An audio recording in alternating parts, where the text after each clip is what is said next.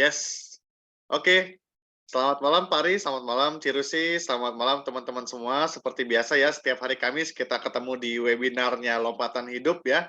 Jadi setiap hari Kamis kita rutin webinar dan malam hari ini kita spesial khusus membahas tentang human design nih. Jadi temanya itu tanya jawab human design.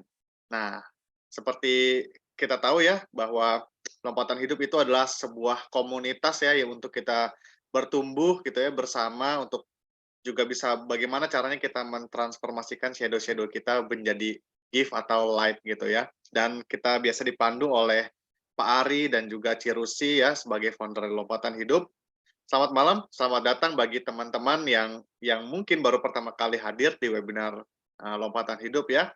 Jadi malam hari ini temanya kita tanya jawab human design, santai aja. Jadi saya bacain dulu rundown-nya itu. Jadi pertama, akan ada sesi dari Pak Ari untuk membacakan untuk menjelaskan bagaimana konsep tentang energi ya, Pak Ari ya. Jadi everything is energy. Apa sih energi yang dimaksud gitu ya, nanti akan dijelaskan oleh Pak Ari. Dan kedua, sesinya adalah penjelasan human design yang akan dibawakan oleh Ici Rusi ya. Ibu Rusi adalah seorang human design analis ya, dan juga konsultan gitu ya, konsultan human design maksudnya. Nah, setelah itu, sesi ketiga kita akan mulai sesi tanya jawab. Nah, sesi tanya jawab ini teman-teman bebas boleh tanya apa aja mengenai human design dan juga boleh tanya-tanya tentang human design pribadinya teman-teman nih. Misalkan teman-teman dapat kan banyak ya dapat chart human design dari internet gitu.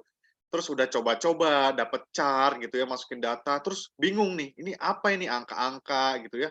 Apa sih gimana cara bacanya? Nah, ini bisa dibantu oleh Cirusi pada malam hari ini. Caranya gimana? Teman-teman bisa tulis di kolom chat ya. Jadi sesi tanya jawabnya ini hanya di kolom chat supaya rapi gitu ya. Dan teman-teman bisa tulis nih misalkan get 40 gitu. Get 40 apa sih Cirusi? Nah, tulis di kolom chat gitu.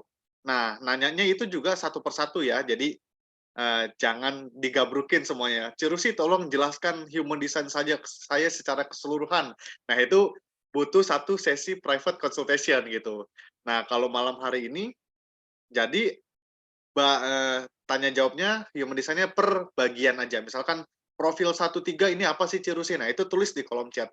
Jadi yang saya bacain adalah pertanyaan yang ada di kolom chat duluan ya sesuai antrian gitu. Dan pada saat materi dimulai teman-teman juga boleh sudah mulai tulis nih di kolom chat gitu ya. Oke. Nah, sepertinya sudah mulai rame nih Pak Ari. Kita mulai aja ya Pak Ari ya dari sesinya Pak Ari menjelaskan tentang konsep energi ya. Silakan Pak Ari waktu dan tempatnya. Oke, baik. Terima kasih Bro Charles dan selamat datang teman-teman semua, Bapak Ibu dan teman-teman semua. Selamat datang dan salam kenal. Saya Ari dan ini istri saya Terusi. dan kami berdua founder dari lompatanhidup.com gitu ya. Dan saya mau langsung langsung aja share screen nih ya, biar tidak membuang-buang waktu nanti ya. Oke. Nah, saya mau cross check dulu Bapak Ibu dan teman-teman sekalian gitu ya. Eh, apakah suara dan gambar saya bisa teman-teman akses secara jelas? Jika jelas, mohon tuliskan jelas begitu di fitur chat. Takutnya nanti kita sudah cerita panjang, ternyata teman-teman nggak bisa dapetin gambar dan suara. Jelas, jelas, jelas ya. Oke, Oke. yuk, baik kita mulai ya. Oke, terima kasih feedbacknya ya Bapak Ibu. Terima kasih, terima kasih. Yuk kita mulai ya. Malam hari ini kita mau ngobrol soal tanya jawab seputar human design gitu ya. Nah, sebelum kita bahas apa itu human design, saya mau kasih pengantar singkat saja supaya teman-teman ada jembatannya ya.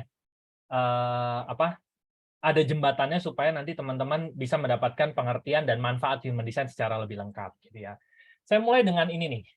Ada nggak di antara teman-teman yang sering bertanya seperti ini gitu ya? Kok hidup saya gini-gini aja ya gitu? Atau pertanyaan selanjutnya adalah rasanya bukan gini deh seharusnya hidup saya. Harusnya saya kayaknya nggak berada di titik ini gitu ya. Atau kok kayaknya ada yang kosong ya di hidup saya. Mungkin teman-teman sudah mendapatkan secara finansial oke gitu ya, secara karir juga oke, tapi kayaknya masih ada yang kosong di hidup saya gitu. Atau selanjutnya adalah kok ada pola berulang negatif ya dalam hidup saya gitu ya. Mmm. Entah satu atau lebih pola berulang. Jadi pola berulang itu lebih dari 2 kali kita alami gitu ya. Misalnya contoh bangun bisnis, jatuh lagi, bangun bisnis, jatuh lagi. Kok ditipu lebih dari 2 kali gitu. Membangun hubungan kok gagal lagi. Nah, itu berarti sudah pola berulang dalam hidup gitu ya. Terus ada juga mungkin yang saya ini hidup buat apa ya sebetulnya ya. Kayaknya hidup tuh nggak mungkin cuman lahir, sekolah, kuliah, kerja, nikah, mati gitu. Kayaknya karya hidup saya apa ya gitu ya. Saya hidup untuk apa sebetulnya gitu ya. Dan mungkin teman-teman ada pertanyaan-pertanyaan yang kalau misalnya ditanyakan ke teman, saudara, atau keluarga, itu terasa nyeleneh gitu ya. Tapi kayaknya teman-teman pengen menanyakan pertanyaan itu gitu ya. Kita juga dulu bertanya seperti itu, yang kalau kita sampaikan ke keluarga itu, apa sih, lu nanya apa sih gitu. Kayaknya nggak nyambung gitu ya, kayaknya pertanyaannya aneh-aneh gitu ya. Nah, mungkin teman-teman jadi berasa, kenapa ya gitu ya, itu sih ini gimana sih sebetulnya gitu. Nah, kalau misalnya teman-teman punya banyak pertanyaan yang mungkin absurd gitu ya, yang banyak sekali gitu ya, mungkin webinar pada malam hari ini bisa jadi jawabannya gitu ya. Status tidaknya mengumpulkan puzzle-puzzle-nya lah gitu. Nah, untuk menjawab semua pertanyaan ini, kita mau mundur dulu ya. Kita perlu mundur dulu, teman-teman. Jadi segala sesuatu itu kita perlu lihat secara gambaran besarnya. Jadi kita perlu mundur dulu. Mundurnya dari mana? Dari ini. Ada satu kalimat yang menurut saya sih menarik banget. Kalimatnya adalah, oh ini kurang Y ya. Everything is energy. Ya. Everything is energy, teman-teman. Dan energy is everything. Maksudnya apa? As a human, ya, sebagai manusia, kita adalah energi. Yang kebetulan aja dikaruniai fisik yang seperti ini ya, seganteng saya, secantik istri saya, dan seganteng dan secantik Anda gitu ya. Kita ini adalah energi yang ada dalam bentuk fisik manusia seperti ini, gitu ya. Apapun makhluk itu sebetulnya semua energi, segala sesuatu di semesta ini adalah energi.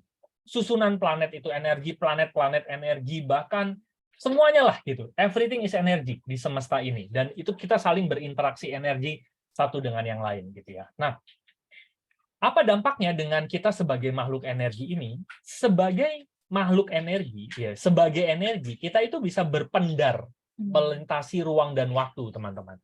Jadi sebetulnya yang memberikan tarikan hadir ke apapun itu, tarikan ke dalam hidup kita adalah pendaran energi kita gitu. Jadi karena kita adalah makhluk energi, maka kita menghasilkan sebuah tarikan dalam kehidupan kita. Tarikan ini biasanya dalam bentuk hubungan-hubungan gitu ya. Hubungan tentang apa? Hubungan tentang uang. Sebagai energi kita pasti akan menarik tentang materi gitu ya. Terus kita juga menarik tentang hubungan. Hubungan itu bisa keluarga, suami istri, hubungan anak, orang tua gitu ya. Hubungan dekat lah, kurang lebih seperti itu. Terus kita juga memberikan tarikan terhadap orang-orang tertentu, ya kan? Bukan tanpa sebab, bukan tanpa kebetulan kita berjodoh dengan A, B, C gitu ya. Itu karena tarikan energi kita. Dan juga kita punya tarikan terhadap peristiwa-peristiwa tertentu gitu ya. Ada kita merasakan peristiwa-peristiwa yang penuh memori gitu ya, entah memori buruk atau memori baik, tapi kita punya kan memori-memori seperti itu. Itu adalah hasil interaksi energi kita dengan semesta ini. Kenapa? Everything is energy, dan as a human kita adalah energi. Nah, sekarang pertanyaan lanjutannya adalah, untuk menjawab pertanyaan di awal adalah, kenapa ada orang yang menarik hal-hal itu, hal-hal baik datang? Uangnya asik, hubungannya asik gitu ya, hubungannya harmonis gitu ya. Terus orang-orang yang di sekelilingnya juga penuh dengan karunia talenta gitu ya. Peristiwa-peristiwa yang datang juga wah asik-asik lah gitu ya. Tapi ada juga yang tarikannya adalah tarikan yang sebaliknya gitu. Apa yang membuat itu seperti itu gitu ya? Hal itu seperti itu gitu. Nah, karena gini teman-teman, kita as a energi ini bisa bekerja melalui 3 frekuensi yang berbeda gitu ya. Frekuensi A, kita sebut aja 3 frekuensi berbeda. Frekuensi yang kalau kita, energi kita masih beroperasi atau masih berpendar gitu ya, berpendar di frekuensi energi yang rendah, itu disebutnya shadow. Shadow ini itu punya tarikannya, punya jodohnya. Kalau energi kita masih berpendar di shadow, maka tarikan-tarikan kita seputar drama atau PR-PR kehidupan. Jadi kalau kita tadi balik ke sini, kalau kita masih beroperasi di shadow, ya kita akan punya drama terhadap hubungan-hubungan tertentu. Kita punya drama terhadap orang-orang tertentu. Kok bos gue tuh nyebelin banget ya gitu. Kok kayaknya gue sama itu tuh kayaknya benci-bencian udah lama banget gitu. Karena shadow ketemu shadow, gitu aja udah. Gitu. Karena kita punya jodoh shadow antara kita dan dia gitu ya. Atau, aduh kok saya tarikan duitnya masih begitu-begitu aja ya. Ya mungkin karena getaran kita untuk menarik materi gitu masih di level shadow gitu ya. Nah, begitu juga sebaliknya ya teman-teman gitu ya. Nah, dan sekarang gitu ya, mari kita lanjut ya teman-teman ya. Nah, kalau kita mau bertransformasi, kita mau melampaui shadow kita disebut sebagai shadow works namanya ya. Kita mau mengerjakan PR-PR kehidupan kita, sebetulnya di balik drama ini ada PR kehidupan. Itu cakepnya semesta tuh. Dia tuh nggak cuma kasih drama, tapi juga ada PR di balik itu. Kalau kita bisa ngerjain PR-nya, selesai PR-nya, biasanya kita disebutnya naik kelas lah. Frekuensi kita bertransformasi ke frekuensi yang lebih tinggi, yang disebut sebagai light atau gift. Nah, tarikan light atau gift ini sudah berbeda lagi. Ini kita akan berinteraksi dengan karunia-karunia, talenta-talenta. Jadi sekitar kita tuh kita akan berkolaborasi antar talenta. Pokoknya teman-teman akan ketemu orang yang, gila seru banget ya, kayaknya kolaborasi sama lo gitu ya. Terus cara menghasilkan uangnya itu juga karena kita memberikan talenta kita kepada semesta kita gitu. Getarannya sudah berubah gitu. Nah, pada saat kita mau bertransformasi lagi, itu kita bisa bertransformasi ke energi yang lebih tinggi lagi, gitu ya, namanya energi CD. Nah, CD ini itu adalah frekuensi energi ilahi, gitu ya. Jadi pada saat kita bertransformasi naik level frekuensi energi, manifestasi yang di luar akan berubah, realita yang di luar akan berubah, gitu. Kita bisa melihat segala sesuatu semua baik adanya. Nah, jadi sebetulnya perjalanan hidup kita itu adalah perjalanan transformasi energi sebetulnya. Misalnya kita sekarang masih shadow, nggak apa-apa. Kita punya kesempatan kok untuk bertransformasi jadi light atau gift. Dari light atau gift, kita bisa menjadi serupa dengan ilahi itu sendiri. Ya kan? Kita ini kan citra Tuhan itu sendiri kan. Kita serupa dengan wajahnya. Aku ada di dalam kamu, kamu ada di dalam aku. Barang siapa mengenal dirinya, maka mengenal Tuhannya. Kan selalu seperti itu. Kita tuh selalu dirindukan untuk kembali menjadi energi ilahi, untuk menjadi satu lagi gitu. Nah, pertanyaan berikutnya adalah bagaimana kita bisa mengalami transformasi gitu kan? Bagaimana kita melakukan transformasi ini supaya yang tarikannya tadi itu menjadi tarikan yang asik-asik gitu kan ya, teman-teman gitu ya. Nah, sekarang sebetulnya sederhana. Kalau kita mau bertransformasi, mungkin inilah jodohnya malam hari ini kita bisa bertemu ya teman-teman ya. Step by step kita melakukan transformasi energi adalah yang pertama adalah tahu dulu kita ini energi apa, ya kan? Jelas seperti itu ya teman-teman. Jadi perjalanan kita itu dimulai dari kita mengetahui energi-energi yang menyusun diri kita. Ini ibarat peta kita untuk memulai perjalanan transformasi. Ibaratnya kalau teman-teman sekarang tinggal di Bekasi, mau berangkat ke Solo, Jawa Tengah, itu kan perlu buka Google Maps ya, perlu petanya dulu. Yang pertama kali kita perlu tahu adalah kita petanya ini gitu ya, tuntunan jalannya ini gitu ya, sama tujuannya nanti. Kita udah tahu tujuannya nanti kita mau bertransformasi ke CD tadi. Jadi yang paling penting kalau kita mau bertransformasi, saya ini siapa? Saya ini tersusun dari energi apa? Itu penting teman-teman. Kenapa ini penting? Karena kita ini berbeda satu dengan yang lain. Nggak ada, saya dan istri saya itu juga udah berbeda. Bahkan anak kembar pun itu berbeda. Berbeda susunan energinya. Dan nggak bisa disama-samain gitu. Nah, dan ini bukan bidang pekerjaan, ini bukan profesi. Enggak. Bidang atau pekerjaan itu bisa aneka ragam. Bidang atau pekerjaan itu hanya tempat kita bermanifestasi energi, teman-teman. Ya, contoh sederhana saja. Ada orang, contoh ya, saya jadi ingat gini, waktu istri saya hamil, itu kita kedua dokter yang berbeda. Dua-duanya dokter laris lah, dokter hebat gitu ya. Dokter yang pertama, energi dominannya adalah depth. Depth itu jadi dia tuh belajarnya tuh dalam. Jadi dia tuh kalau nerangin itu bener-bener dalam banget gitu. Jadi kalau kita tanya apa dia bisa jawab gitu, expert banget gitu. Walaupun omongannya ketus. Jadi dokternya itu bisa bilang, Bu, ini berat bayinya kecil gitu, berat bayinya kurang. Ibu kalau misalnya nggak nutrisinya nggak cukup, nanti bisa terjadi apa-apa dengan bayinya. Kita kan jadi deg-degan ya. Tapi betul gitu, karena keekspertisannya dia itu mengutarakan seperti itu gitu. Dan dia jadi salah satu dokter yang laris karena keekspertisannya dia. Dimanifestasikan dalam bidang apa? Dokter. Mungkin kalau misalnya dia jadi programmer, bisa juga. Bidang itu cuma ekspresi energi kita aja.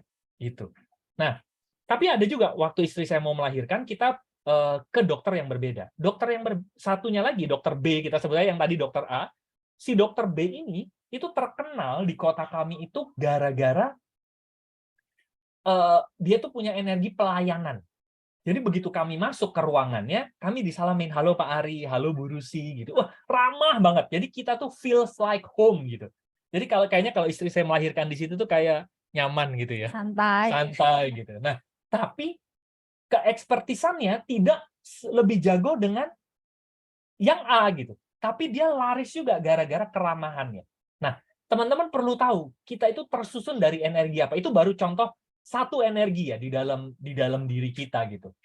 Nanti Rusi mungkin akan ceritain lebih detailnya. Jadi teman-teman perlu tahu dulu, tahu energinya teman-teman. Kita tuh tersusun dari energi apa, gitu ya. Dan itu nggak bisa dibanding-bandingkan ya. Ojo dibanding-bandingkan kalau kata Farel ya. Setelah kita tahu energi kita apa, kita mulai perjalanannya. Kita menyebutnya sebagai individuation and healing journey. Setelah kita pegang petanya dan tahu cara membacanya, maka mulailah kita melakukan perjalanan transformasi kita.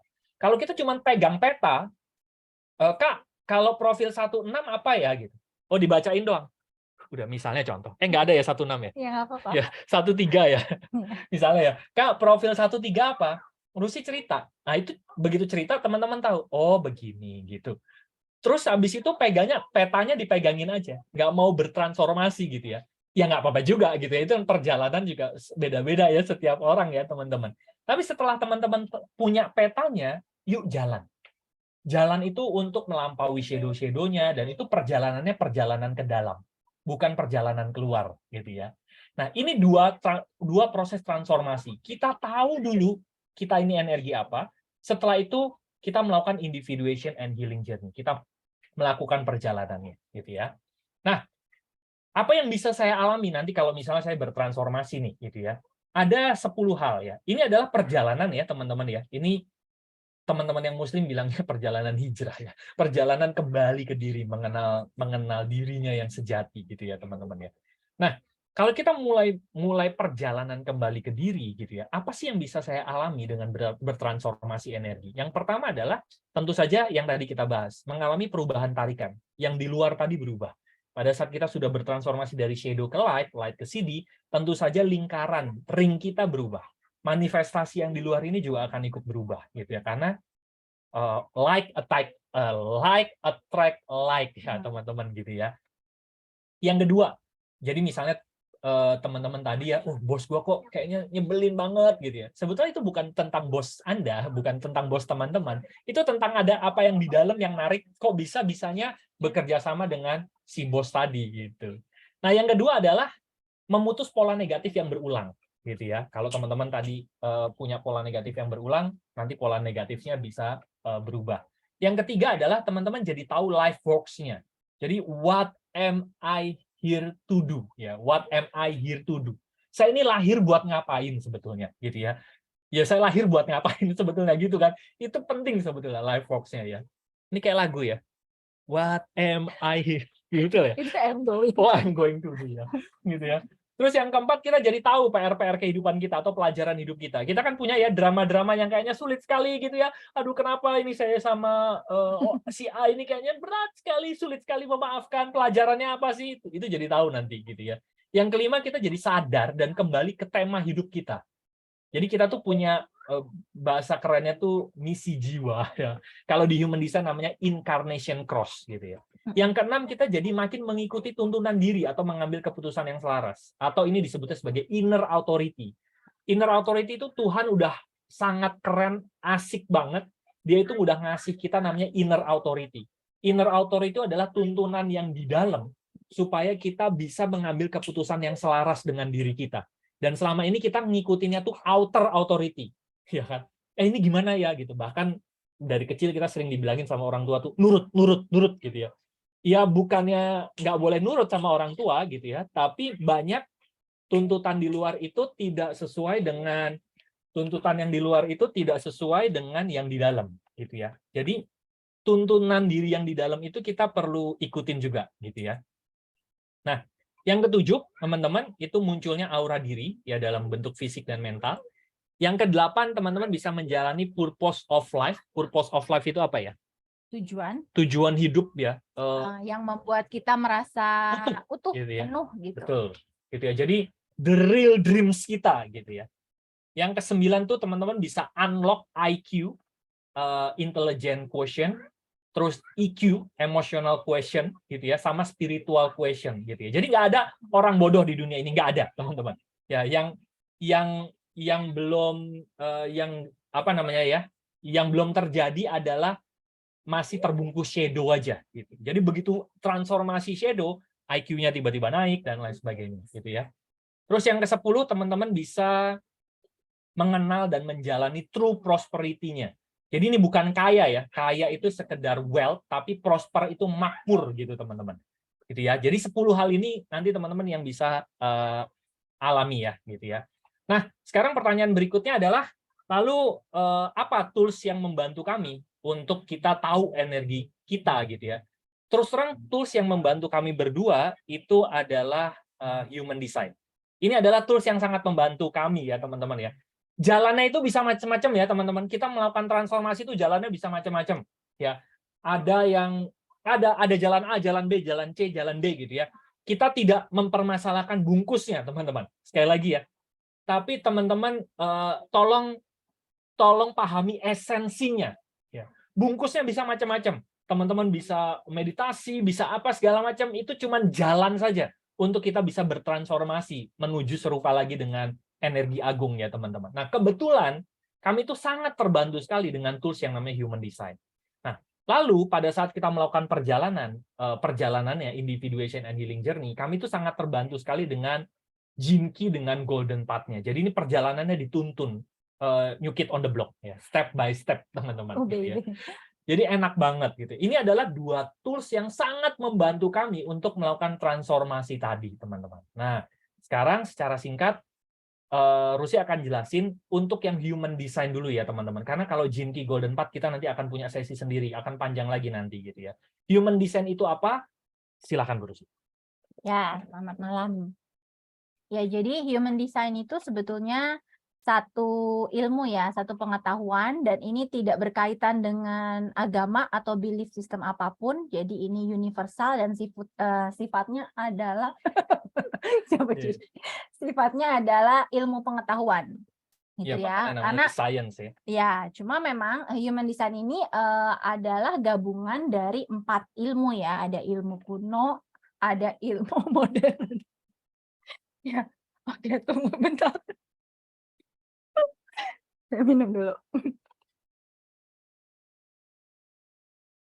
Teman-teman kalau ada pertanyaan tulis saja di fitur chat, nanti di sesi tanya jawab kita akan bahas ya teman-teman ya. Ini Rusi biasanya begini nih, dia kalau ada sesuatu yang lucu dia nggak bisa berhenti ketawa. Aduh, kenapa di sini ya? Oke, ya jadi yang tadi ya 4 ilmu pengetahuan dasarnya adalah dari I Ching, terus kemudian ada astrologi, kemudian ada cakra dan juga kabalah gitu ya. Tapi sekali lagi ini tidak berhubungan dengan agama atau kepercayaan apapun. Nah, yang menarik dari human design ini sebetulnya adalah karena itemnya begitu banyak gitu ya. Yang di sini ya ada 26 activation, ada 13 planetary imprints, ada 9 center, 36 channels, 64 gates, 6 lines, dan nanti ada 3 level itu ya. Jadi dengan item yang begitu banyak ini sebetulnya menjawab banyak pertanyaan saya pribadi gitu. Jadi saya itu dari dulu seneng banget nyari tahu tentang diri saya gitu, karena banyak banget pertanyaan kenapa begini, kenapa begitu gitu ya. Dan saya seneng mengambil tes kepribadian gitu kan, tapi kan rata-rata tes kepribadian itu cuma membagi kita menjadi beberapa kelompok besar ya. Ada yang 4, ada yang 9, ada yang 16, dan lain-lain gitu ya. Nah, kadang-kadang ada pertanyaan kenapa saya misalnya di yang 16 gitu ya, kok saya satu tipe dengan orang ini gitu ya, tapi kok tetap ada bedanya ya gitu ya. Nah, begitu ketemu human design dengan item yang begitu banyak dan kombinasi yang sangat banyak ya, itu bisa menjawab betapa kita semua itu sangat unik, sangat istimewa, dan human design itu memberikan gambaran blueprint kita secara spesifik dan detail gitu ya. Nah, memang ini human design ini diambil dari data tanggal lahir, tempat lahir, dan juga jam lahir gitu ya. Kenapa alasannya? Karena alasannya yang tadi, everything is energy, energy is everything. Jadi sebetulnya kalau secara hukum fisika gitu ya, dan hukum energi ya, yang tadi ya, semua itu adalah energi. Kita aja yang ibaratnya kita ini makhluk kecil ya di semesta ini, itu kita adalah energi. Nah, apalagi semesta ini gitu kan. Nah, semesta ini kan berisi banyak sekali tata surya gitu ya, planet-planet yang mereka semua itu menyimpan energi yang juga sangat besar, dan ada energi yang terus-menerus dipancarkan oleh gelombang tertentu gitu ya, oleh planet tertentu, dan itu yang menyebabkan kita punya energi tertentu juga. Nah, kayak contoh simpelnya kayak energi bulan aja ya. Kenapa kalau bulan purnama itu ada laut pasang, itu memang ada tarikan energi. Itu yang kelihatan secara fisik. Tapi yang tidak terlihat itu sebetulnya ada gelombang energi yang dipancarkan gitu kan. Nah, jadi jam lahir itu sebetulnya untuk menentukan di waktu tertentu itu posisi semesta ini kan selalu berubah ya. Letaknya, kita berotasi, berevolusi atau apapun itu. Nah, letak-letak yang berbeda dari berbagai dari susunan tata surya ini itu menentukan gelombang informasi tertentu yang tercetak. Nah, itu jadi kenapa kita perlu tanggal lahir untuk menentukan di waktu segini posisi semestanya itu sudah dihitung seperti ini, sehingga gelombang yang tercetak pada kelahiran di saat itu adalah ini gitu. Gitu ya. Nah, kemudian di human design ini sendiri yang penting untuk dipahami ya dari awal, bahwa sebetulnya yang menarik dari human design ini adalah kita diperkenalkan dengan blueprint asli kita pada waktu kita lahir. Dan sebetulnya kalau kita bisa beroperasi, kita bisa menjalani hidup sesuai dengan rancangan diri kita, pada dasarnya kita itu dirancang untuk hidup dengan selaras, mudah, mengalir, karena sebetulnya kita tinggal menggunakan apa yang kita sudah punya, gitu ya. Jadi saya sering kasih contohnya adalah ikan, gitu ya. Ikan dengan desain tubuhnya seperti itu, punya sisik, punya sirip, dikasih insang gitu ya, dan memang habitatnya adalah di air. Begitu dia ditaruh di air, ikan ini bahkan nggak perlu berpikir untuk berenang gitu loh. Karena memang dia didesain untuk itu. Dan tapi lain cerita kalau misalnya si ikan ini disuruh untuk terbang atau manjat pohon gitu ya, atau berayun gitu. Dia pasti akan merasa kesulitan sepanjang hidupnya karena dia harus menguasai sesuatu yang dia nggak punya gitu. Nah, banyak dari kita, banyak orang itu sebetulnya merasa hidupnya tuh penuh dengan perjuangan karena di kacamata kita ada standar-standar yang seolah-olah itu berlaku seragam. Bahwa seolah-olah hidup itu jalannya harus sama. Jalan karir, jalan keberhasilan itu seolah-olah standar gitu ya. Ada default pattern-nya gitu. Sehingga ada hal-hal yang kalau itu tidak selaras dengan kita akan merasa kok susah banget ya buat sukses gitu. Apakah memang ditakdirkan untuk biasa-biasa aja misalnya. Padahal sebetulnya enggak. Setiap orang itu dikaruniai kehebatan masing-masing yang unik, yang istimewa. Hanya kita perlu tahu itu gitu supaya kita bisa keluar dari standar yang seragam. Karena pada dasarnya kata human design ini juga bilang bahwa dia adalah the science of differentiation. Jadi sebetulnya hampir tidak ada hal yang itu berlaku 100% untuk semua orang. Setiap orang, setiap jiwa itu lahir dengan perjalanan yang berbeda, dengan keunikan yang berbeda, dengan kebutuhan dan tujuan yang berbeda. Nah, kalau kita kembali bisa beroperasi sesuai dengan rancangan kita, seperti ikan yang akhirnya dikembalikan ke air tadi, ya ikan itu hanya tinggal menggunakan apa yang sudah ada di desain dirinya gitu. Nah, kita itu pada dasarnya ingin kembali ke rancangan diri kita supaya kita bisa beroperasi sesuai dengan mesin kita dan mengaktifasi apa yang memang sudah ada gitu ya. Jadi human design ini pada dasarnya mengembalikan kita untuk dekat lagi sama diri sendiri dan juga balik lagi percaya pada diri. Nah, itu jadi sebetulnya definisi percaya diri yang paling dalam adalah ketika kita percaya pada apa yang kita punya dan kita percaya pada tuntunan diri kita di dalam. Gitu ya. Nah, someday kalau orang udah kenal dengan dirinya, ya bahkan mungkin someday human design ini tidak lagi akan diperlukan gitu. Ya. Karena pada dasarnya setiap dari kita itu sudah diberikan tuntunan langsung dari Tuhan, dari Sang Sumber itu ke dalam diri kita masing-masing. Nah, cuma karena kita besar dalam conditioning ya, interaksi dengan orang lain gitu ya, sehingga kita mendapatkan banyak keyakinan, banyak pengetahuan, banyak tularan yang mungkin tidak selaras atau menutupi rancangan diri kita, sehingga terkadang kita bahkan nggak tahu diri kita yang asli itu seperti apa. Sehingga akhirnya kita butuh satu tools untuk tahu dulu saya ini apa, saya ini siapa. Dan disitulah human design ada gitu ya. Nah, di human design ini memang karena itemnya banyak dan semua dari chart ini itu punya arti dan bisa dijelaskan semuanya. Jadi tidak mungkin dijelaskan bahkan dengan satu sesi yang cuma 1 jam 2 jam itu juga nggak beres gitu ya. Dan betul ini adalah human design is a journey. Jadi human design ini adalah perjalanan gitu ya. Nah, biasanya yang saya bagikan secara umum gitu ya, itu adalah yang di bawah itu ya, ada profile, ada type, ada strategi, signature, north self, inner authority, dan incarnation cross. Tapi di atas pun ada 9 center, itu yang segitiga, kotak ya, ada yang kuning, hijau, putih, itu juga semua menjelaskan kecenderungan kita dalam berinteraksi.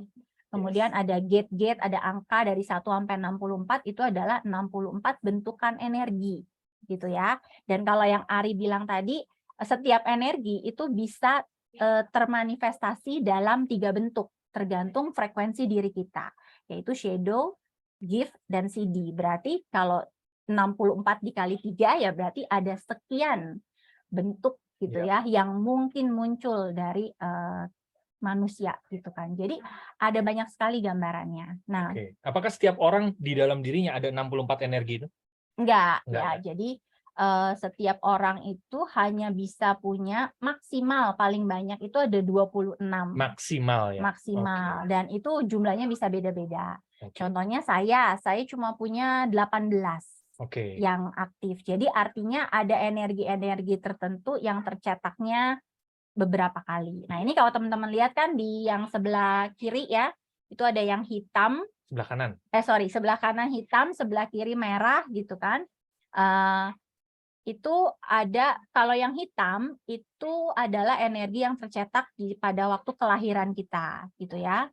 Terus kemudian kalau yang merah itu tercetaknya di 88 hari sebelum kelahiran, sehingga itu adanya di unconscious gitu ya, di dalam gitu, di tidak sadar. Nah, jadi dari energi ini pun mereka akan tergantung gitu ya, ada setiap energi itu bisa berperan dengan porsi yang berbeda dalam diri kita.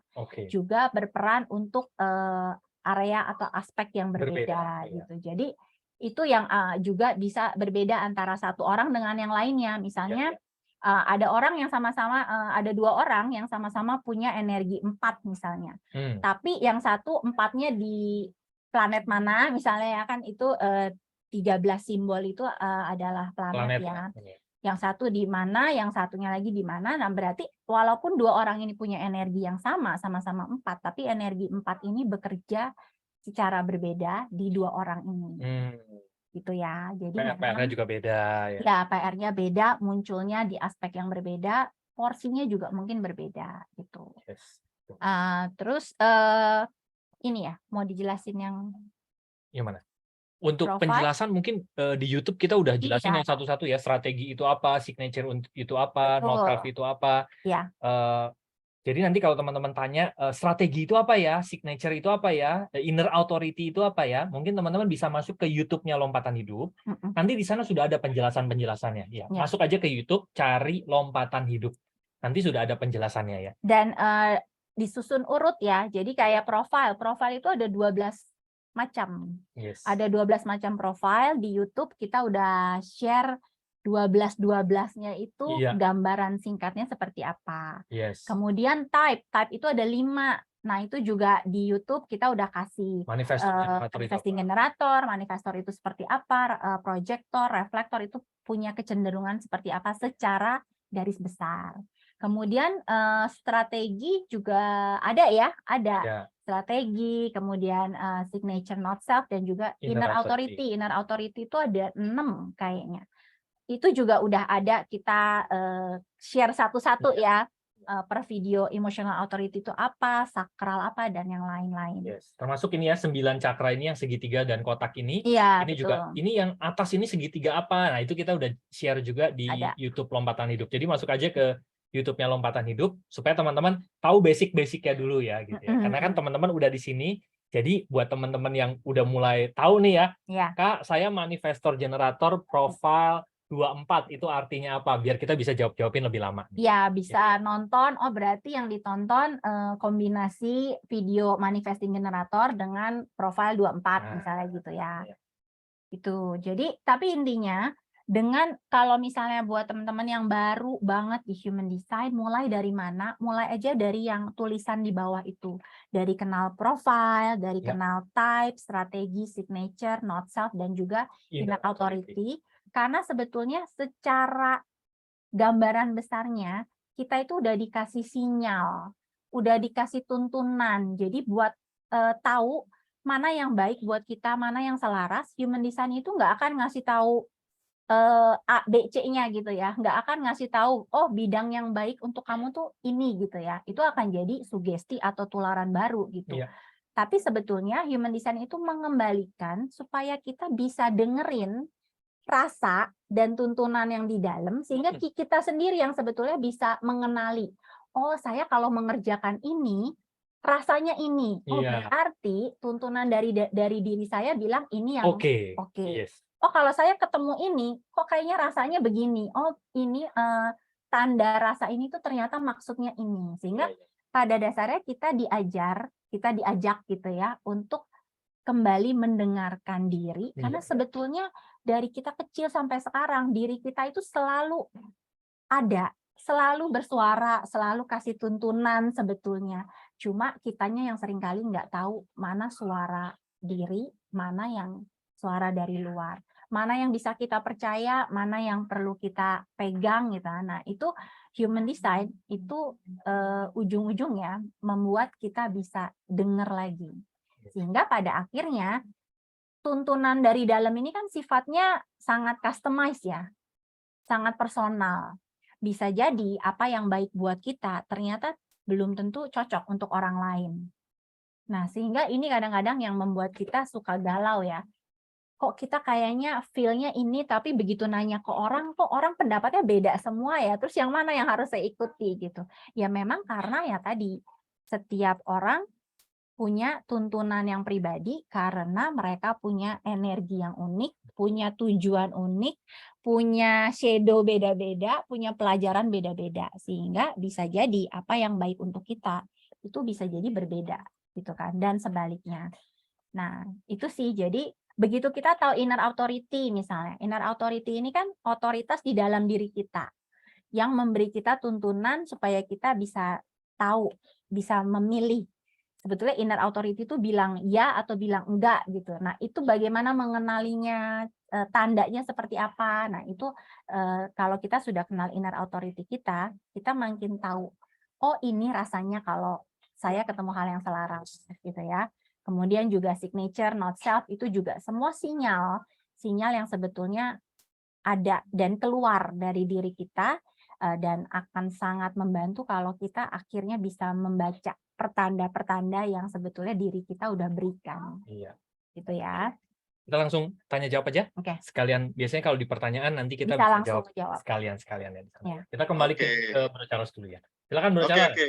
Thank you Pari, thank you Cirusi. Mungkin sebelum masuk pertanyaan, boleh nggak aku request dijelasin angka-angka itu apa? Energi ya? Atau ya sama yang channel itu Cirusi, yang merah sama hitam itu kalau nyambung sama nggak nyambung tuh gimana gitu, Ci? Oke. Oh, oke. Nah, Ya, Silakan. jadi angka-angka itu ada 1 sampai 64 gitu ya. Dan setiap angka itu ada penjelasannya, itu tentang energi apa gitu ya. Dan balik lagi tadi setiap energi punya 3 bentukan, shadow, gift, dan CD.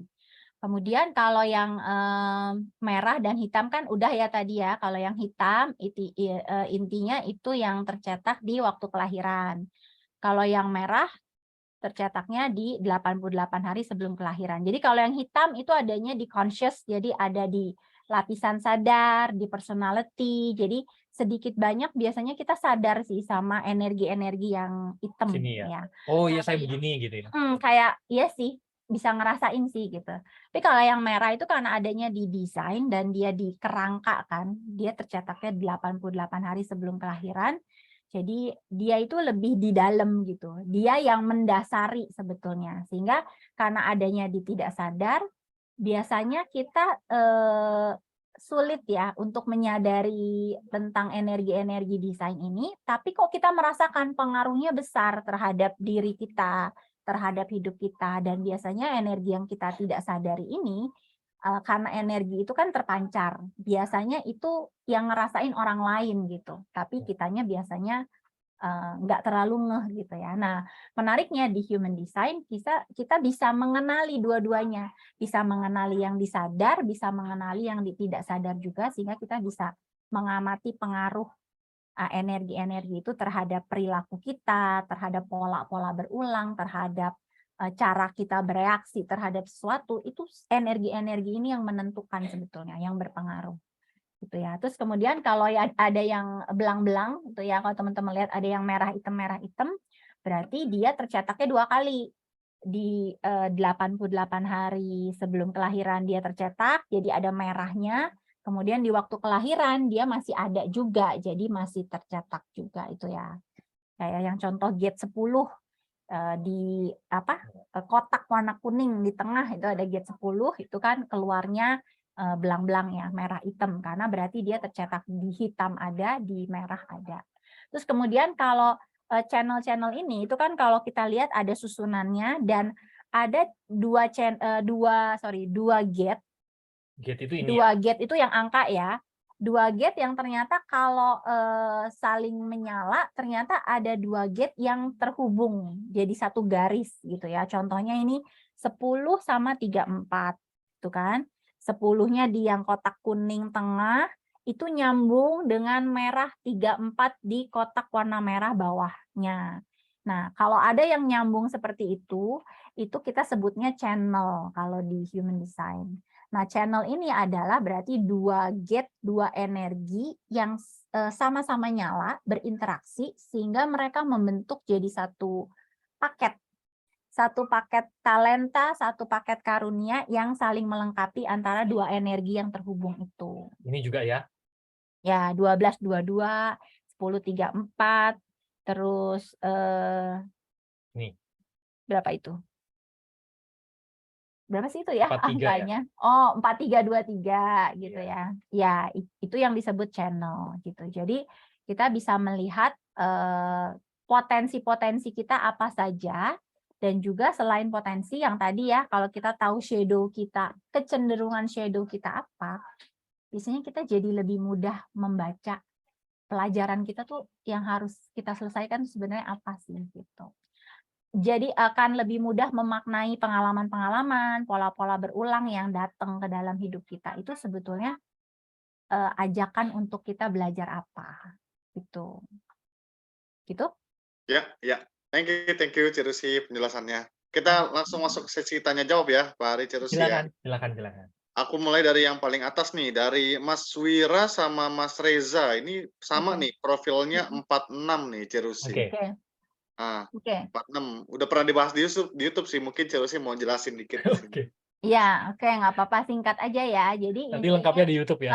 Udah ada ya. 46. jadi profil ini sebetulnya karakter secara gambaran besar dari diri kita, dari energi kita yang paling dominan gitu ya.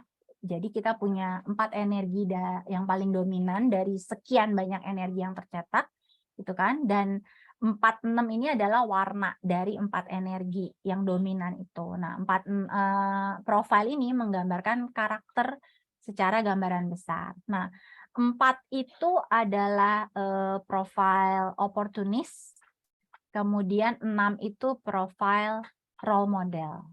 Jadi untuk orang-orang dengan 46 itu sebetulnya mereka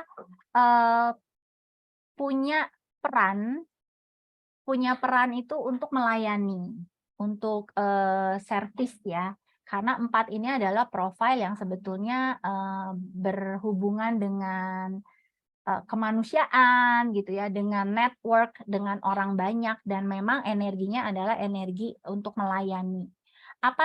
Bisa melayani dengan apa? Nah, itu akan bisa dihubungkan dengan gate-nya. Jadi gate yang di ini ya, kalau mau dilihat bisa nggak ya? Dilihat yang di atasnya. Jadi 46 itu kalau teman-teman lihat itu sebetulnya adalah angka dari personality. Ini ada angka kan 2343, di belakangnya itu ada angka 2, kemudian di sini 49 dan 4 ada angka di belakangnya 4. Nah, ini yang membuat orang di chat ini itu profilnya 24 gitu ya. Karena sebetulnya 2 itu adalah warna dari energi angka di depannya. Nah, 46 ini yang tadi 4 itu orang ini punya warna melayani, dan dia bisa melayani dengan apa? Dengan angka energi yang ada di depannya gitu ya. Kalau ini kan 23.2. Nah, biasanya titik 4 depannya itu angka apa? Ininya ya. Ya, kayak ini ya contoh ya 49.4 misalnya. 49-nya ini yang perlu dia Ya, tahu ya. berarti 49-nya itu adalah apa yang dia bisa berikan kepada komunitasnya, kepada lingkungannya. Itu adalah warna bagaimana dia bisa memberikan gift-nya untuk melayani gitu kan. Kemudian 6-nya itu adalah role model. Role model ini di video YouTube udah ada, tapi secara singkat orang-orang dengan profil 6 itu fase hidupnya terbagi jadi 3. Ada fase 1 dari 0 sampai 30-an, itu adalah fase explore, trial and error gitu ya. Terus kemudian di fase kedua dari umur 30 sampai 50-an itu fase mulai lebih settle, mulai stabil gitu ya. Terus di fase ketiga di 50-an itu baru apa yang dia dapat dari explore di fase 1 dan dari dia proses secara internal di fase kedua, itu yang akan menyebabkan dia punya kebijaksanaan sehingga dia bisa menjadi role model. Nah, pada dasarnya 46 itu berarti akan menjadi sosok yang melayani dan juga akan menjadi role model gitu. Tinggal di tempat di mana. Tinggal tempatnya di mana, perlu menemukan lingkungannya yang paling feels like home gitu ya, support sistemnya, dan disitulah sebetulnya dia akan bisa memberikan apa yang dia punya. Yes. Oh ya, teman-teman, ini sebelum lanjut ya. Jadi setiap cat ini berbeda-beda ya. Yang ditampilin ini hanya contoh ya. Iya, contoh teman-teman. salah satu cat. Ini contoh saja. Setiap dari kita ini bisa beda-beda nih, merah, hitam dan lain sebagainya, ini berbeda-beda ya teman-teman ya. Oke. Terus kalau yang reflektornya masih perlu dijawab. Reflektor mau dijelasin boleh sih, Cirusi. Ini ada beberapa sih yang nanya tentang reflektor, mungkin tidak mewakili yang lain juga nih. Kalian ya. Di YouTube ada sebetulnya ya, reflektor generator, manifestor generator, kita sudah bahas ya. Ada. Apa-apa, silakan Bu. Reflektor ini kan type ya, berarti ya dia type-nya reflektor. Reflektor ini adalah Iya. type yang dia secara statistik itu populasinya paling sedikit untuk saat ini, itu sekitar 1% ya. Jadi kalau untuk orang-orang type reflektor, 9 yang ini nih, segitiga, kotak, itu tuh semuanya putih gitu ya, nggak ada yang berwarna, semuanya Kayak putih. gini semua ya? Ya, jadi artinya semua senternya terbuka dan dia bersifatnya menyerap gitu ya. Nah, ini juga kenapa human design itu akan lebih masuk kalau kita bacanya secara keseluruhan. Karena sebetulnya ada keterkaitan antara penjelasan item tertentu dengan item lainnya. Nah, untuk reflektor sendiri berhubungan dengan 9 center, 9 centernya semuanya undefined atau open gitu kan, putih semuanya. Karena putih, jadi semuanya itu kayak menyerap dan jadi bisa dibilang reflektor ini kayak transparan gitu, sehingga bukan transparan ya, dia tuh jadi kayak cermin. Makanya namanya reflektor, dia hanya merefleksikan balik apa yang dia terima, gitu ya. Itu tipe reflektor. Jadi perannya dia sebetulnya adalah kalau dia berada di komunitas atau lingkungan tertentu, komunitas yang punya reflektor itu beruntung. Karena untuk tahu komunitas itu going well apa enggak, sehat atau enggak, itu komunitas yang oke atau enggak, itu cukup nanya ke si reflektornya. Kalau si reflektornya ini feel good, dia berasa lingkungan ini enak, ya berarti secara general, secara keseluruhan, komunitas itu enak. Gitu. Tapi kalau si reflektor ada di satu komunitas dan dia rasanya nggak enak, atau bahkan mungkin sakit gitu ya, itu mencerminkan bahwa vibes energi di komunitas itu juga tidak sehat gitu.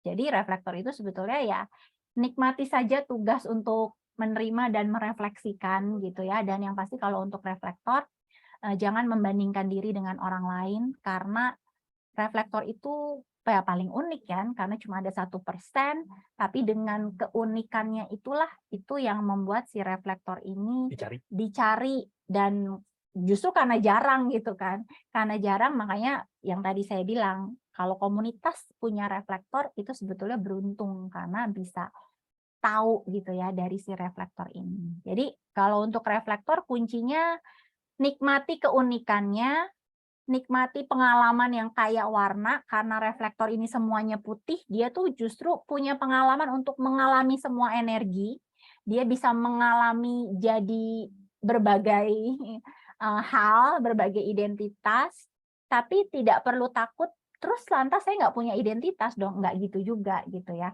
Tetap punya, tapi punya kesempatan untuk bisa merasakan banyak hal. Nah, dari sekian banyak yang dialami, dirasakan, tetap akan ada hal-hal yang terasa selaras, terasa paling fit in gitu kan. Nah, itulah sebetulnya identitasnya reflektor. Jadi identitas reflektor itu tidak justru dengan tidak satu identitas ya itulah identitasnya gitu.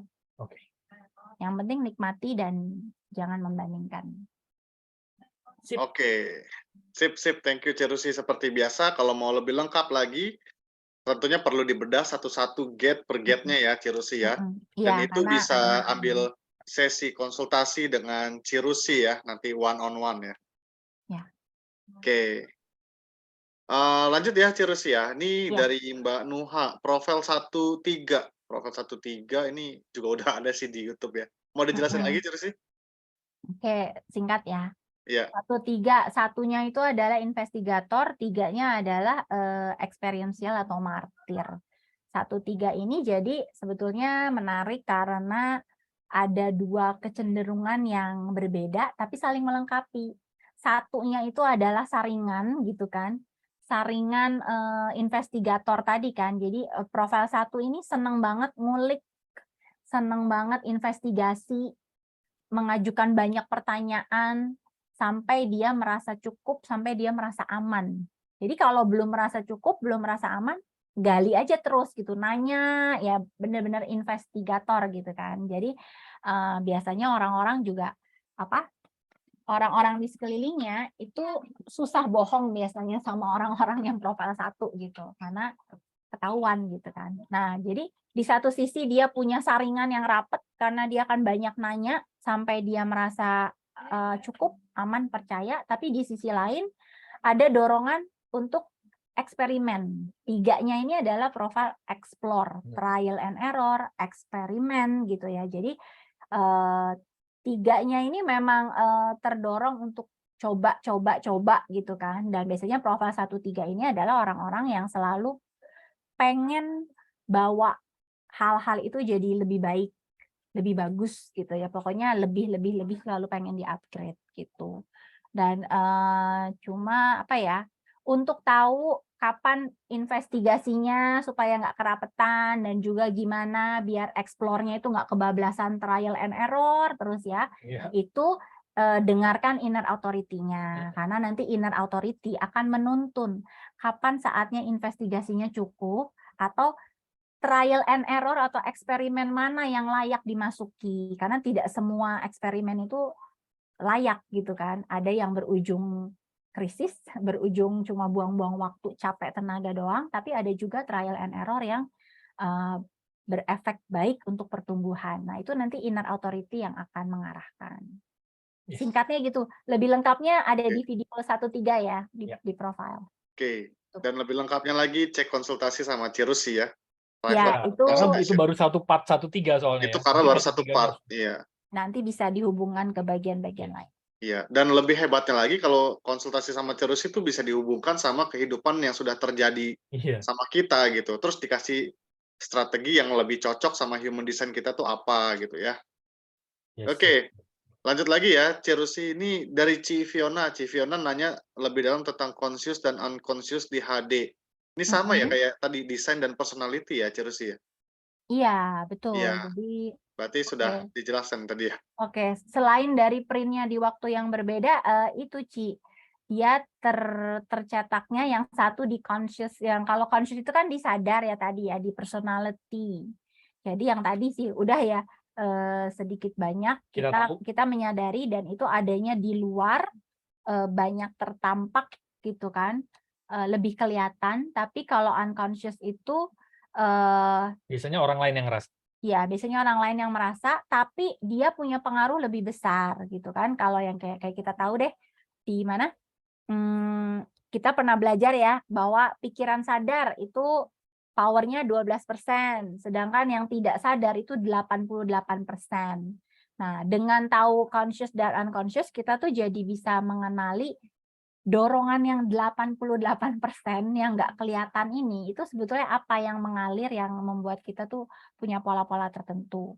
Dan memang Ci Fiona, kalau di lanjutannya Human Design yang Individuation and Healing Journey, antara yang desain dengan yang personality itu akan bekerja untuk aspek-aspek yang berbeda gitu. Ya. Jadi lebih dalam lagi tuh ya lanjutannya ya. Jadi lebih dalam lagi, penjelasannya juga berarti ada. Mungkin kapan-kapan bisa ngobrol japri ya kalau sama Ci Fiona ya. Oh iya. Ci Fiona kan udah cek komplit ya, udah. Oke, lanjut lagi ya. Pak Ari Cirusi ya, dari Mbak Tiwi. Saya punya masalah tidak tahu tanggal dan waktu kelahiran. Adakah cara yang bisa membantu? Nah, ini udah ada satu videonya dari Pak Ari ya sebenarnya. Nanti WA saya aja Mbak Tiwi. Oh, oke ya. Kita sudah buatin videonya untuk solusi ini, Mbak Tiwi. Nanti minta Bro Charles aja WA untuk dapetin link YouTube-nya. Kita udah taruh di YouTube tuh. Cara mengetahui jam lahir, tanggal lahir. Ya, kalau nggak salah itu ya. Iya, jam lahir dan tanggal lahir. Karena banyak juga yang ngalamin gitu kan. Apalagi untuk jam terutama ya. Karena ada yang taunya cuma habis maghrib misalnya. Atau pagi, siang gitu. Nah, itu saya udah kasih WA saya, nanti WA aja ntar saya kasih link Zoom-nya ya, Mbak Tiwi ya. Nah, link Zoom-nya, link YouTube-nya. Gara-gara banyak chat, saya sering ngasih link Zoom, jadi keseringan ngomongnya link Zoom dah. Nah, dari Mas Henry. Mas Henry, ini profil 35, single definition, right angle cross of tension. Nah, ini apa nih yang mau dijelasin nih? Ini banyak nih soalnya nih. Apa? Kalau 44-nya jadi mau jelasin yang mana nih? Single definition. Kalau single definition itu singkat aja sih penjelasannya. Kalau single definition biasanya orang-orang yang dalam memproses informasi, mereka bisa memproses secara internal sendiri dan bisa lebih cepat karena cakranya yang define itu terhubung langsung jadi set gitu ya. Jadi nggak ada yang terpisah, sehingga biasanya kalau orang single definition bisa memproses informasi itu secara lebih cepat dan biasanya bisa dilakukan sendiri dengan diem, dengan mikir nanti oh ya paham gitu. Itu kalau single definition. Terus right angle cross of tension, Ini harus intinya ada sih angkanya gini, ya harusnya ada angkanya, tapi singkat aja sebetulnya. Kalau right angle itu kan sebetulnya untuk incarnation cross ini kan sebetulnya adalah 4 energi utama yang ada di diri kita, dan 4 energi utama inilah yang menyebabkan kita tuh punya panggilan tertentu, kita punya tema hidup tertentu, itu yang disebut incarnation cross. Nah, untuk right angle cross of tension berarti 4 energi utamanya itu bicara soal tension atau tegangan. Jadi secara gambarannya, panggilannya right angle cross of tension ini adalah untuk menyediakan tegangan yang bisa bermanfaat. Jadi gambaran singkatnya aja ya, tegangan itu kan sesuatu yang diperlukan, tapi dalam porsi yang pas gitu kan. Contohnya kalau kita gitar gitu ya, bayangkan gitar. Kalau senarnya terlalu kendor, nggak bisa dipetik. Tapi kalau tegangannya senarnya ditarik terlalu tegang, terlalu kencang juga putus gitu. Nah, tension itu perlu gitu kan. Dia perlu diregangkan dalam ketegangan tertentu yang pas sehingga akhirnya bisa dipetik dan menghasilkan bunyi-bunyian yang indah. Nah, tension itu sebetulnya itu panggilan untuk menyediakan tegangan, entah berupa provokasi biasanya atau berupa senggolan-senggolan gitu komunitasnya ya, di komunitasnya, dengan interaksinya dengan orang-orang sekitarnya, tapi tensionnya ini bermanfaat untuk tanda kutip membangunkan orang, membangkitkan orang yang tadinya belok bisa lempeng lagi, yang tadinya ada keadaan yang nggak adil bisa jadi adil lagi, bisa jadi benar lagi gitu. Nah, tapi untuk lebih lengkapnya energi apa dan tegangan seperti apa, nah itu nanti yang perlu ngobrol dan bisa dikupas lebih detail sih. Iya, ada angka-angkanya nih di samping ini ya. Itu yang perlu dilihat lebih detail lagi lebih nanti detail, dan juga perlu diamati kecenderungan shadow-nya apa, karena bisa jadi kalau masih dalam shadow, tension ini malah sering ngundang konflik, ngundang berantem gitu contohnya. Jadi itu sih ya. Ya. Oke, sementara gitu ya Mas Hendri ya. Nanti lebih lengkap bisa ambil sesi konsultasi sama Cirusi ya. Ya, WA yang saya aja. manifestor juga udah ada ya videonya ya di YouTube tentang type manifestor. Iya. Mas Hendri kalau nggak salah tadi yang WA saya. Oke, nanti lanjut di WA boleh. Kalau mau konsultasi ya sama Cirusi. Lanjut ya, Ci. Ini incarnation dari Kak Jessica. Incarnation cross maksudnya apa ya gitu?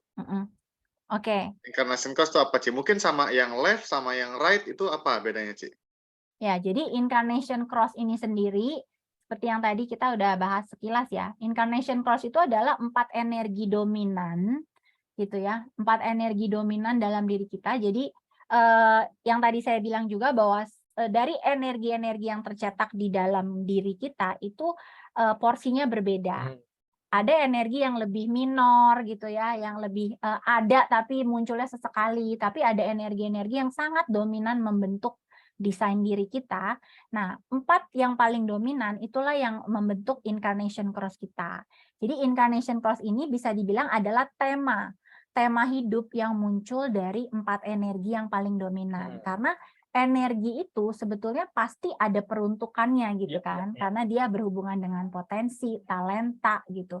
Jadi otomatis kalau kita punya 4 energi dominan tertentu, 4 energi ini akan lebih terhubung dengan panggilan tertentu, dengan peran tertentu, dengan karya tertentu. Jadi incarnation cross itu sebetulnya adalah tema hidup secara gambaran besar dari diri kita. Itu incarnation cross. Terus kemudian itu ya. Ya. Apakah kalau ada orang yang sama-sama jenisnya, misalnya generator 13 type dan takdir mereka sama? Ya. Jadi kalau misalnya ada orang yang benar-benar sama gitu ya, biasanya ya orang yang lahir di tanggal lahir yang sama, jam lahir yang sama, itu kan pasti plek ya. Kota lahir yang sama ya. Itu Iya. sebelahan lah, benar-benar Iya, sebelahan atau pas lahir ya. zona waktu yang sama lah ya gitu. Itu Oke, pasti hasilnya sama chartnya. Tapi apakah takdir mereka sama atau apakah perjalanan mereka akan sama? Tentunya beda gitu ya.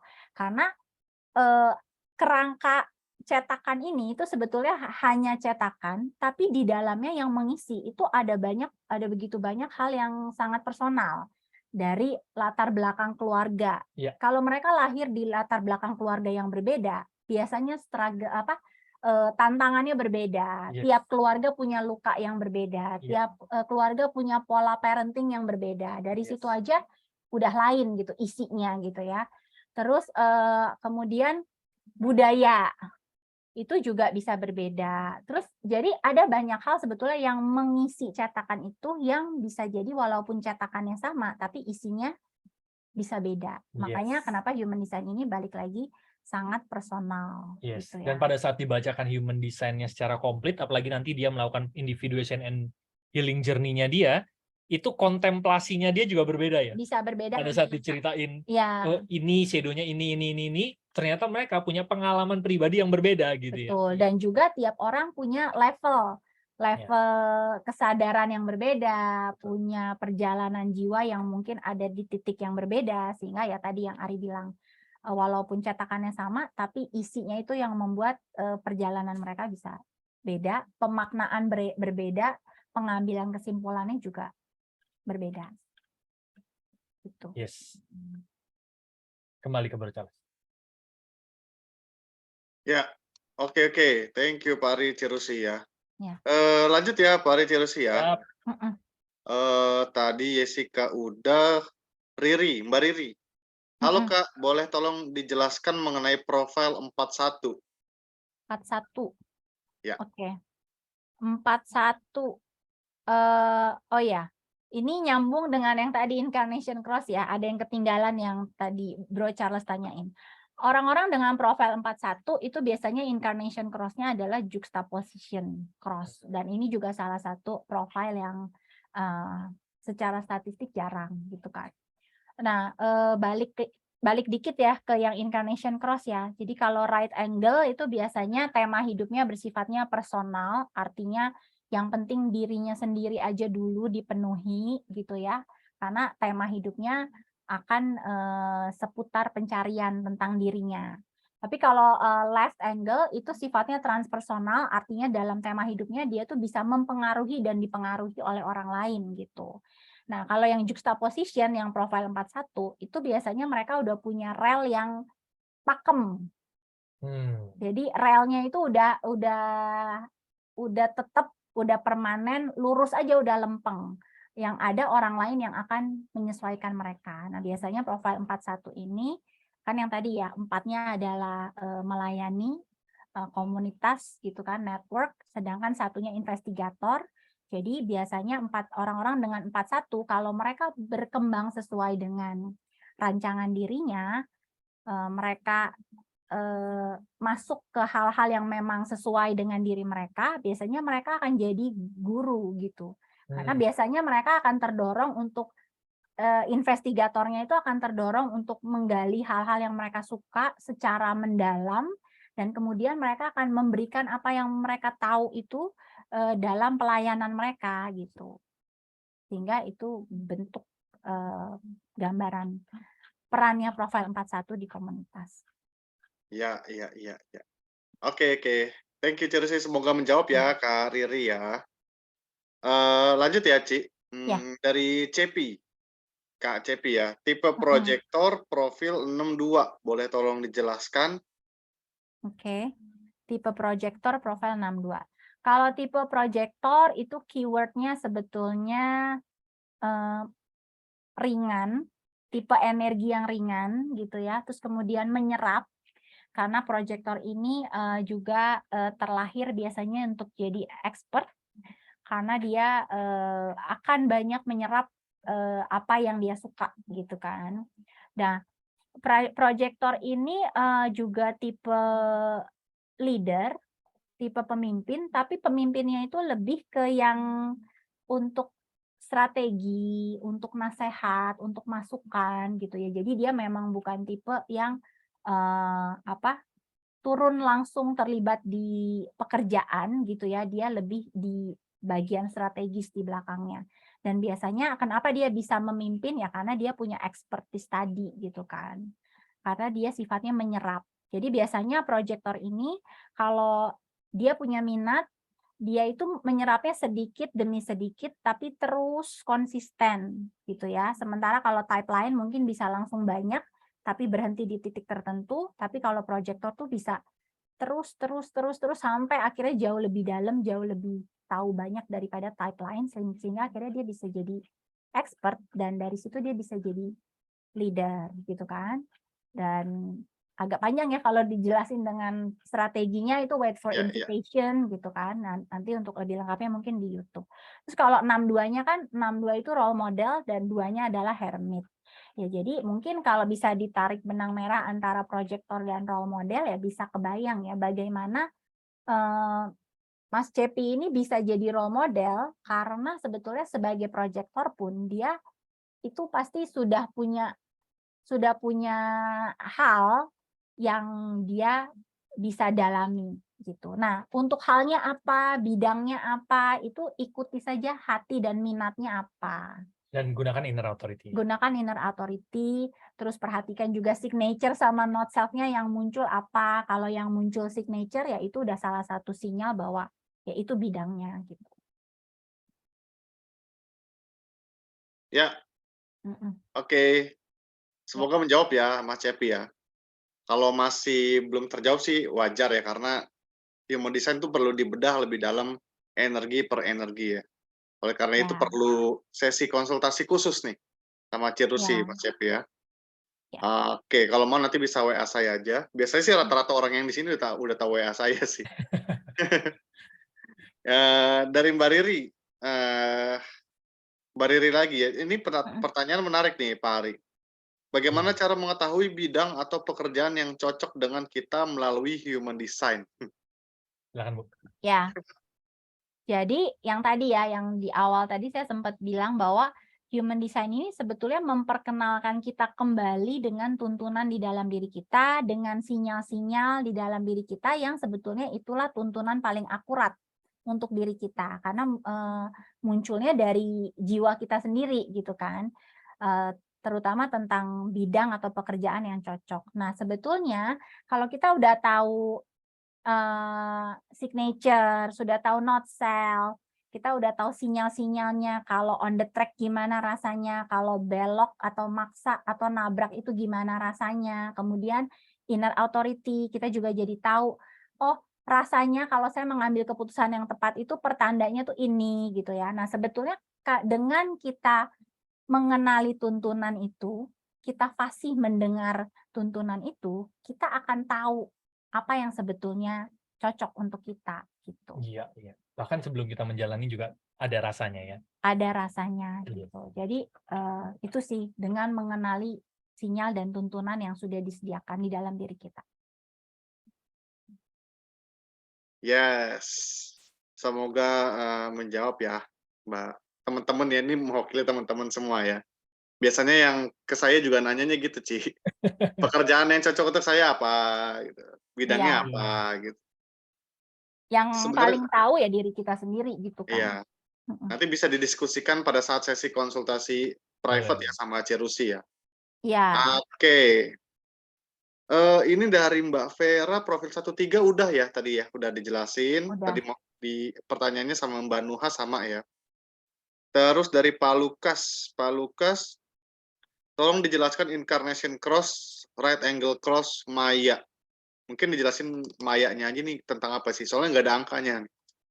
Ya, sebetulnya kalau incarnation cross of Maya ya, secara singkatnya energi-energi di Incarnation Cross Maya ini ada berhubungan dengan banyak inspirasi, berhubungan dengan banyak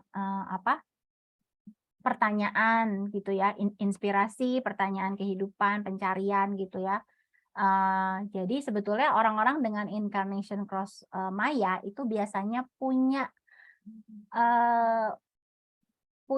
inspirasi, punya keterbukaan pikiran untuk bisa mengenali apa yang secara umum itu sudah tidak relevan. Dan biasanya orang-orang dengan Incarnation Cross Maya, kalau dia jadi dirinya sendiri ya, itu biasanya akan punya ketertarikan dengan dunia-dunia batin, spiritual gitu ya. Dan dari situ sebetulnya dia akan mengenali mana hal-hal yang sebetulnya udah nggak relevan dan kayaknya udah perlu diganti, udah perlu diubah, dan dia akan membawa hal-hal yang baru itu ke lingkungan sekitarnya supaya lingkungan sekitarnya itu bertumbuh lah gitu.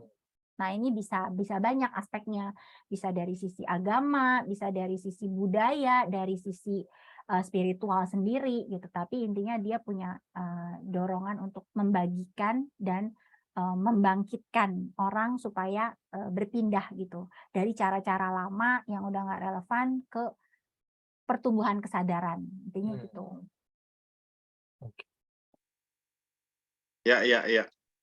Oke, semoga menjawab ya, Pak Lukas ya. Ini sudah mau jam 9, tapi pertanyaan masih banyak. Gimana kita lanjut aja sampai Lanjut aja, nggak apa-apa. teman-teman masih mau lanjut kan ya? Atau gimana? Oke, kita lanjut aja ya dulu ya. Monggo, silakan. Dari Kak Yaya ya, Ya. untuk right angle cross of service 18, 17, 52, 58. Mungkin singkat aja nih, Ci.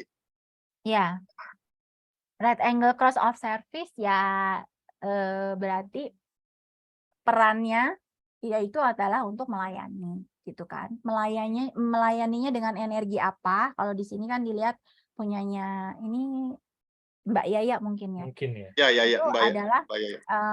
energi paling dominannya adalah 18. 18 itu energi improving gitu kan. Terus 17-nya itu energi bisa punya visi sudut pandang yang jauh ya kan. Terus 52-nya itu adalah ketenangan, 58-nya itu adalah energi untuk menikmati proses ya. Jadi sebetulnya kalau digabungkan 4 energi inilah yang bisa membentuk, yang bisa menjadi karunianya Mbak Yaya dalam memberi pelayanan ke komunitas. Improving tadi ya. Kira-kira gini, energi 18 ini berarti Mbak Yaya tuh punya apa ya, gift untuk bisa melihat apa yang bisa diperbaiki, apa yang bisa dibagusin lagi, apa yang bisa dikoreksi gitu. Sehingga kalau Mbak Yaya ada di suatu lingkungan, di komunitas, ya akan melayaninya dengan itu. Jadi Mbak Yaya itu akan terus gimana caranya membawa komunitas atau lingkungan itu tuh jadi lebih baik gitu ya. Dan dengan energi-energi lainnya. Tapi intinya adalah dengan pelayanan. Dan biasanya orang-orang dengan right angle cross of service ini memang punya panggilan untuk melayani. Jadi seneng. Paling senang itu justru ketika bisa bantu orang, bisa apa yang dia bawa itu bermanfaat untuk orang. Jadi pokoknya ketika apa yang dibawa itu bisa melayani kepentingan orang banyak, itu yang bisa jadi salah satu panggilan dan kepuasan. Iya, iya, iya. Oke, thank you Cirusi ya. Ini banyak nih yang bisa digali nih ya, kayak get 18, 17, 52, 58 itu ya bisa Ya, dibedah satu-satu shadow-nya apa, if-nya apa, sampai CD-nya apa gitu ya. Nanti ya, Mbak Yaya bisa tanya saya gimana caranya supaya dapat sesi konsultasi gitu ya, private consultation sama Cirusi ya. Nanti ya, semuanya bisa dibedah semua pada saat sesi private consultation sama Cirusi. ya. Terus Oke. tambahan dikit, kalau untuk orang-orang yang incarnation cross-nya udah dibacain, terus ternyata kok kayaknya saya jauh ya dari tema itu gitu. Nah, kita bisa lihat ke shadow-shadow masing-masing gate-nya. Karena bisa jadi ketika ketika kita masih berada di level shadow, kita jadi tertutup gitu loh untuk bisa menjalani peran yang seharusnya keluar dari gift kita gitu. Ya. Yes, penghalangnya banyak ya, jadi sinarnya nggak keluar. Iya, Sampai-sampai kita bingung, kayaknya bukan gue deh, gitu. iya ada yang gitu. Betul. Gitu. Oke, lanjut ya Pak Ari Cirusi ya. Ini Silakan, silakan. dari Mbak Nadia. Ya. Pekerjaan yang cocok untuk proyektor itu gimana ya? Mungkin udah berhubungan sama yang tadi ya. Iya, pekerjaan yang cocok untuk proyektor dirasakan aja gini, proyektor itu kan kuncinya adalah expertise tadi kan, berhubungan dengan keahlian. Berarti kalau dengan keahlian akan ada proses belajar jangka panjang yang terus-menerus karena dia menyerap gitu. Sehingga sebetulnya pekerjaan yang paling cocok adalah pekerjaan yang bisa memunculkan keahliannya sehingga keahliannya itu bisa dikenali. Jadi Iya. bisa dimulai dari sukanya apa, senangnya pelajari apa, bisa dimulai dari amati hal-hal itu, karena proyektor itu akan merasa berhasil kalau apa yang dia punya itu dikenali gitu dan bisa bermanfaat, itu salah satu kepuasan terbesar. Jadi pekerjaan yang cocok ya, pekerjaan yang bisa membuat keahliannya itu keluar Mau gitu explore dan terus gitu ya. bermanfaat, ya. Ya, iya, iya. Nah, ini sama seperti saya ini dulu juga sering nanya gini, pekerjaan yang cocok untuk saya apa gitu ya. Tapi untungnya saya terbantu gitu ya sama Cirusi, begitu saya konsultasi, dihubungin sama pekerjaan yang sekarang saya apa, terus karakter saya seperti Iya, apa, iya, sehingga betul, saya betul. makin tahu nih pekerjaan yang cocok untuk saya ini apa gitu. Atau Iya, walaupun saya mengerjakan bidang yang sama, tapi saya mengerjakan bidangnya tuh seperti apa sesuai human design hmm, saya gitu. Ya. Nah, itu, sudah sangat terbantu kalau, saat konsultasi sama Cirusi itu bisa dibedah semua ya. Oke, lanjut ya Cirusi ya. Ya. silakan. Dari Mas CP lagi nih, Shadow Gate 16 itu apa, Ci? Shadow Gate 16 itu namanya indifference. Jadi 16 ini kan gate tentang skill ya. Dia itu gift secara potensi dan talentanya itu adalah punya banyak kemampuan dan serba bisa. Dan juga punya energi antusias gitu Iya. ya untuk melakukan apa yang dia suka dan apa yang dia bisa. Hmm. Tapi karena serba bisa tadi dan juga ada antusiasnya, kalau antusiasnya ini belum dalam porsi yang matang, antusias ini bisa jadi bablas jadi terburu-buru gitu. Hmm. Antusias itu kan kayaknya pengen langsung lompat gitu kan, semangat gitu. Itu energi yang bagus, tapi ketika timingnya masih nggak tepat atau belum saatnya tapi dia udah ngelompat, itu kan jadi biasanya kurang persiapan gitu ya. Nah, karena ada kecenderungan untuk antusias dan melompat seketika tanpa persiapan, sehingga akhirnya bisa jadi dengan skill yang serba bisa ini kok malah sering menemui stuck, mentok gitu kan. Nah, kalau belum dipahami akarnya bahwa akarnya adalah kurang persiapan, maka bisa jadi berkali-kali gagal gitu malah bisa jadi punya kesimpulan bahwa, "Ah, kayaknya sia-sia aja deh gue nyoba," gitu. Hmm.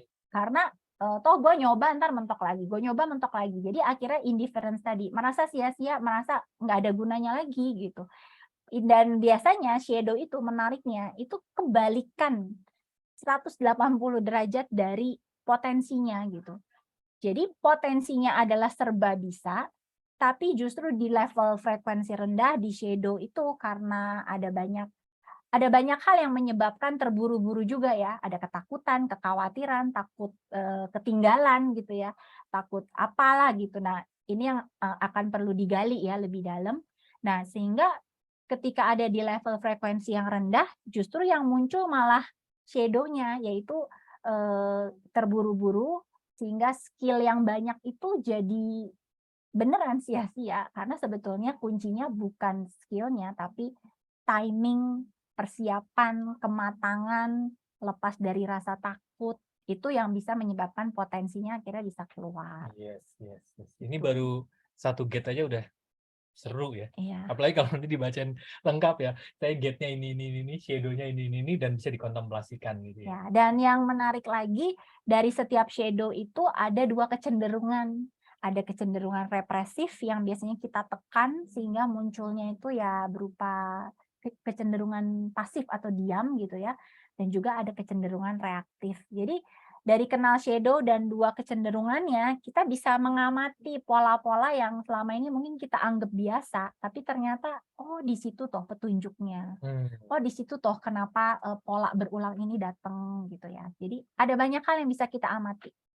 Gitu. Yes, kembali ke berikut. Yes, yes, yes. Nah, kebanyakan orang cuma fokusnya saya tipenya apa, generator, Ya, manifesting generator, type. Ya nggak apa-apa juga untuk awal-awal ya. Tapi sebenarnya ya, lebih paham. menarik kalau kita bisa bedah gate kita terbentuk dari energi apa, gate apa, Ya. shadow, gift, CD-nya tuh apa gitu. Yes. Ya, dan yang itu tadi ya, bahwa human design adalah perjalanan, jadi semoga kita tidak mengambil kesimpulan terlalu cepat dari misalnya types atau strategi Ya, atau profile aja gitu, karena ada banyak hal yang sebetulnya bisa jadi satu kesatuan, supaya kesimpulan yang ditariknya bisa lebih lengkap Lengkap. gitu, Ya. bisa lebih Yes. tepat.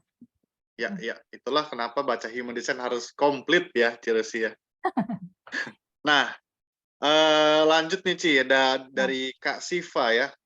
Kalau beda dikit jam lahir ada pengaruh Ah. tidak?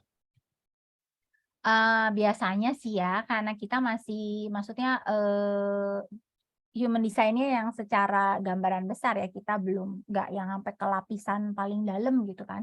Biasanya kalau dalam rentang waktu 15 menit gitu biasanya masih sama. Tapi biasanya kalau ada 2 jam lahir, kita bisa masukkan dua-duanya dan lihat berapa besar perbedaannya. Biasanya sih kecil, biasanya dikit, biasanya mungkin hanya ada 1 gate yang beda. Tapi kadang-kadang bisa jadi kalau 1 gate ini ternyata ngaruh jadi membentuk channel tertentu, berarti senternya nanti ada yang berubah juga gitu, ada yang define, ada yang undefined, atau kadang-kadang ada bisa berubah ke type juga gitu. Jadi tergantung perbedaannya ini di transisi perubahan atau enggak gitu ya. Biasanya sih kalau ada 2 waktu, ambil salah satu, atau kalau mau dicek dua-duanya dilihat dulu, biasanya kalau perbedaannya enggak banyak enggak masalah. Ya paling tidak 80-90% kita dapat gambaran lah daripada enggak sama sekali gitu kan. Ya. Itu ya Mbak Siva ya. Thank you, Cirusi ya. Ini Ya. dari Kak Meli, Ci. Ya. Bisa tolong jelaskan incarnation cross, left angle cross of prevention 15, 10, 17, 18. Oke. Left angle cross of prevention. Prevention itu kan berarti ada pencegahan gitu ya. Jadi warnanya sebetulnya lebih ke bagaimana membawa orang lain untuk bisa punya jalur-jalur yang lebih baik gitu kan. Mencegah dari hal-hal yang mungkin sifatnya destruktif gitu kan, yang sifatnya memang nggak tepat, nggak selaras gitu kan. Nah, prevention-nya ini sendiri itu tergambar dalam energi 15, 10, 17, 18 tadi. Secara 15 ini sebetulnya adalah energi tentang cinta kasih pada keberagaman gitu ya. Jadi dengan energi ini biasanya orang ini akan punya keterbukaan untuk mengenali berbagai hal. Nah, biasanya dari mengenali berbagai hal itu akan muncul kesadaran atau kebijaksanaan untuk tahu mana yang tepat, mana yang enggak gitu kan. Itu dari energi 15-nya. 10-nya ini adalah dari energi self love, terus 17-nya yang tadi ya tentang punya visi gitu, punya pandangan, dan 18-nya improving. Nah, jadi sebetulnya dengan 4 energi ini itu membentuk tema hidup yang bisa mengarahkan orang untuk juga bisa memberdayakan diri mereka sendiri dengan self love-nya, dengan self care-nya gitu kan. Kemudian mencintai berbagai keragaman sehingga akhirnya bisa dia juga punya sudut pandang gitu. Punya sudut pandang tentang visi dan juga cara-cara yang bisa di-improve, cara-cara yang bisa dibawa untuk membawa komunitasnya itu jadi lebih baik. Gitu. Yes. Thank you, Lebih Cirusi. lengkapnya itu ya, Lebih lengkapnya lebih konsultasi lengkapnya sama Cirusi. ngobrol. Karena sebetulnya Lebih enak. cukup sulit menjelaskan incarnation cross dalam hal yang sedikit gitu ya.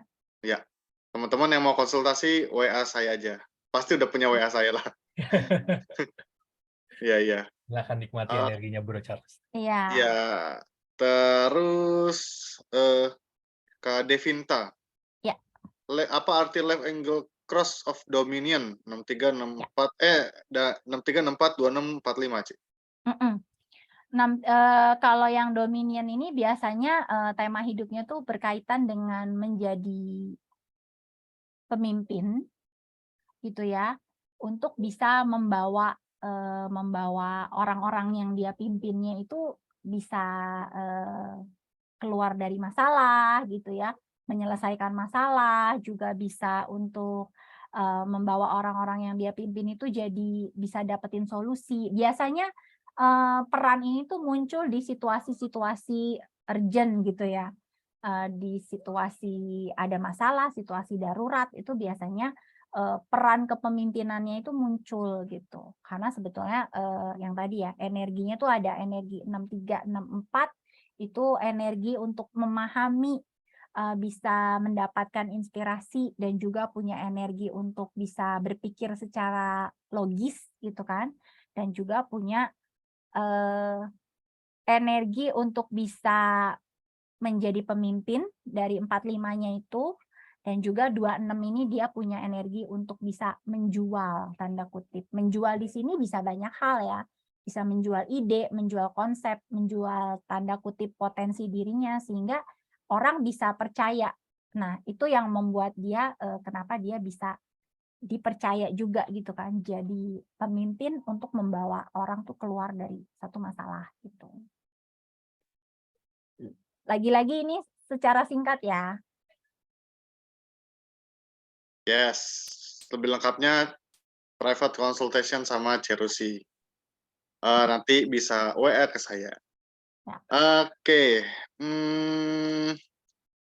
Ini udah jam 9 nih, Pak Ari Cirusi. Mohon maaf nih, kayaknya mau dilanjut apa gimana, Pak Ari? Kita Sedikit baca lagi. 2 pertanyaan lagi ya. Ya, mungkin Nah, bisa ini kayaknya baca pertanyaan yang tidak misalnya aku baca pertanyaan yang nanyanya secara umum-umum aja ya. Ya, Iya. silakan, silakan. Jadi aku mohon maaf nih teman-teman yang nggak kebaca, nanti bisa WA ke aku, nanti mungkin bisa aku jelasin atau nanti aku arahin konsultasi sama Cirusi ya. Ini dari Mas Widi, Pak Ari. Kak, ada nggak komunitas atau instansi nyata yang menggunakan human design sebagai acuan dalam pengembangan diri individu, kelompok, dan tim? Jawabannya adalah ada, yaitu lompatan hidup. Justru komunitas kita ini yang pakai. Iya. Ya, Silakan, betul. Pak Ari. Ya, betul sekali. Jadi selama ini di lompatan hidup, tools yang kami pakai adalah salah satunya adalah human design. Ya, ini hanya tools saja bagi kami untuk kita bisa bertransformasi gitu ya. Dan memang paling enak kalau nanti kita ketemu setiap hari Kamis gitu ya. Biarkan nanti teman-teman di komunitas lompatan hidup yang bisa saling berbagi cerita gitu. Di grup WA kita juga bisa saling berbagi cerita nanti ya, Bro Charles. Kurang lebih seperti itulah singkatnya. Yes. Mungkin nanti Pak Ari bisa jelasin member area kita ada apa aja ya, Pak Ari. Oh iya. Oke. Ya. Habis Jadi ini biar ceritain. Mas Widi sama teman-teman yang lain bisa tahu gitu ya. Oke. Siap. Oke, ini ada pertanyaan yang umum lagi nih. Selamat malam, Coach. Human design ini masih bisa bermanfaat untuk usia maksimal berapa ya? Dari Pak Sudirgo. Oke. Silakan. Untuk maksimal usianya sebetulnya tidak ada. Karena kalau kita bicara soal pertumbuhan kesadaran, perubahan kesadaran itu bisa terjadi kapan saja dan di usia berapapun. Jadi sebetulnya tidak ada batasan maksimal gitu ya. Selama masih ada keinginan untuk belajar, keinginan untuk mencari tahu dan mengenali diri, sebetulnya pertumbuhan itu akan masih tetap bisa terjadi gitu. Jadi kalau memang bisa taunya sejak dini, ya bagus gitu kan. Tapi kalau misalnya memang berjodohnya di usia tertentu, ya itulah waktu yang paling tepat gitu. Karena segala sesuatu ada waktunya, dan waktu yang paling tepat itu adalah waktu yang saat kita menemui itu udah waktu yang paling tepat. Jadi kalau ketemunya di usia tertentu yang dianggap sudah matang, sudah senior pun ya nggak apa-apa gitu, karena itulah waktu yang tepat Itulah jodoh pasnya untuk ya. untuk mulai menemukan dirinya gitu. Dan- Karena di usia berapapun bisa terjadi pertumbuhan kesadaran. Yes. Iya. Oke, lanjut ya Cirusi. Ini ada beberapa pertanyaan yang umum yang menarik nih untuk Ya. ditanyain, dijelasin nih. Kalau kita sudah mengerti dengan yang sadar dan dari Mbak Tia ya.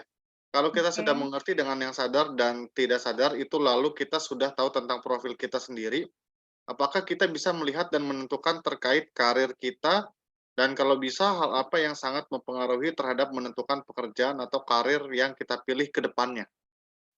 Oke. Oke, Ya, silakan Bu. yang paling menentukan. Balik lagi ya, human design ini adalah gabungan dari berbagai macam fitur yang ada di dalam diri kita, yang alangkah baiknya kalau kita bisa membaca itu secara saling terhubung gitu ya. Tapi memang paling akan berefek gitu ya, itu sebetulnya adalah dari rasa kita.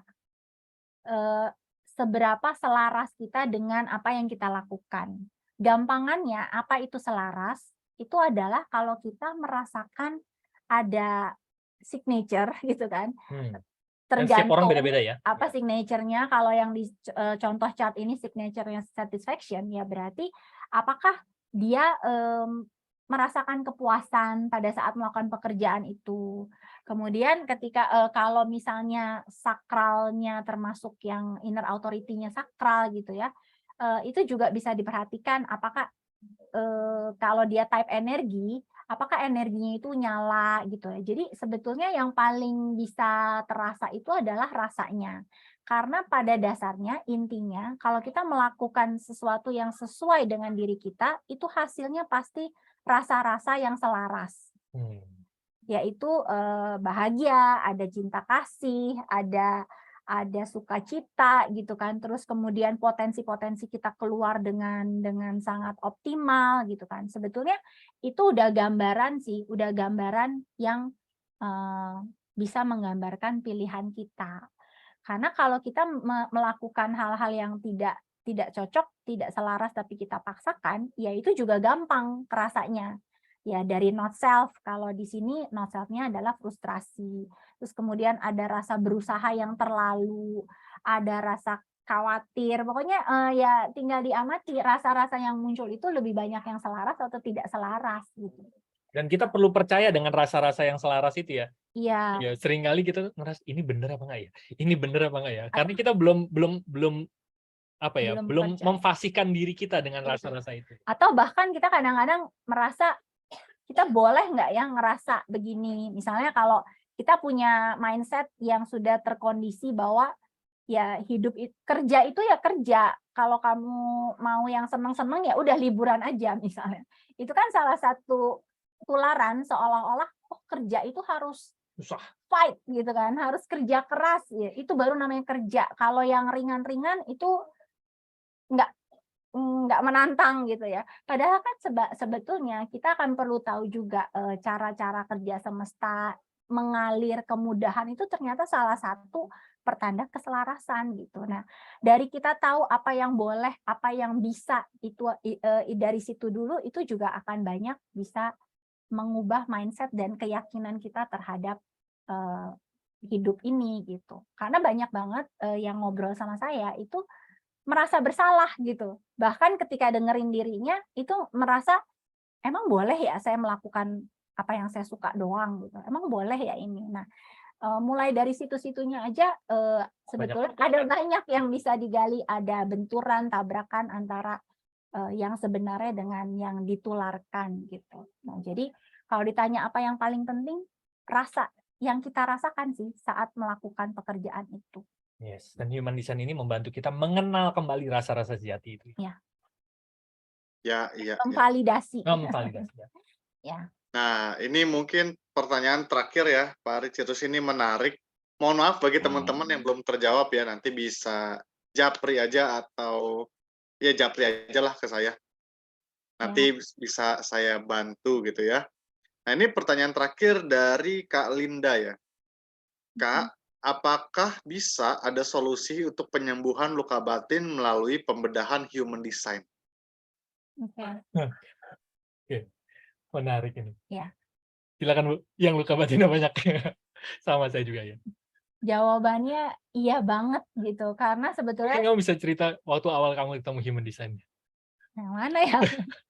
Karena sebetulnya salah satu yang saya pribadi paling rasakan adalah kesembuhan, dan ini juga yang kita obrolin ya di banyak webinar-webinar lompatan hidup. Itu kita banyak jalan bareng untuk mengamati luka-luka kita gitu. Itu teman-teman yang udah cek gitu ya juga, atau yang udah ambil individuation journey itu banyak banget yang mendapatkan kesembuhan dari luka-luka batinnya.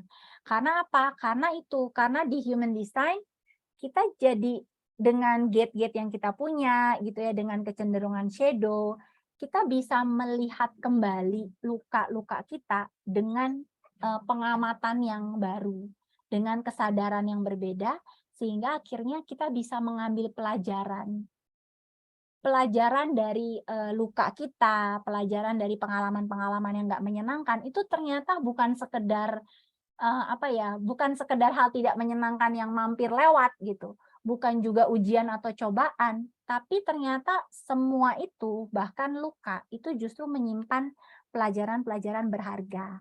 Nah, dengan kita tahu shadow kita, dengan kita tahu gift kita juga akan tahu pelajaran di balik shadow ini apa sih.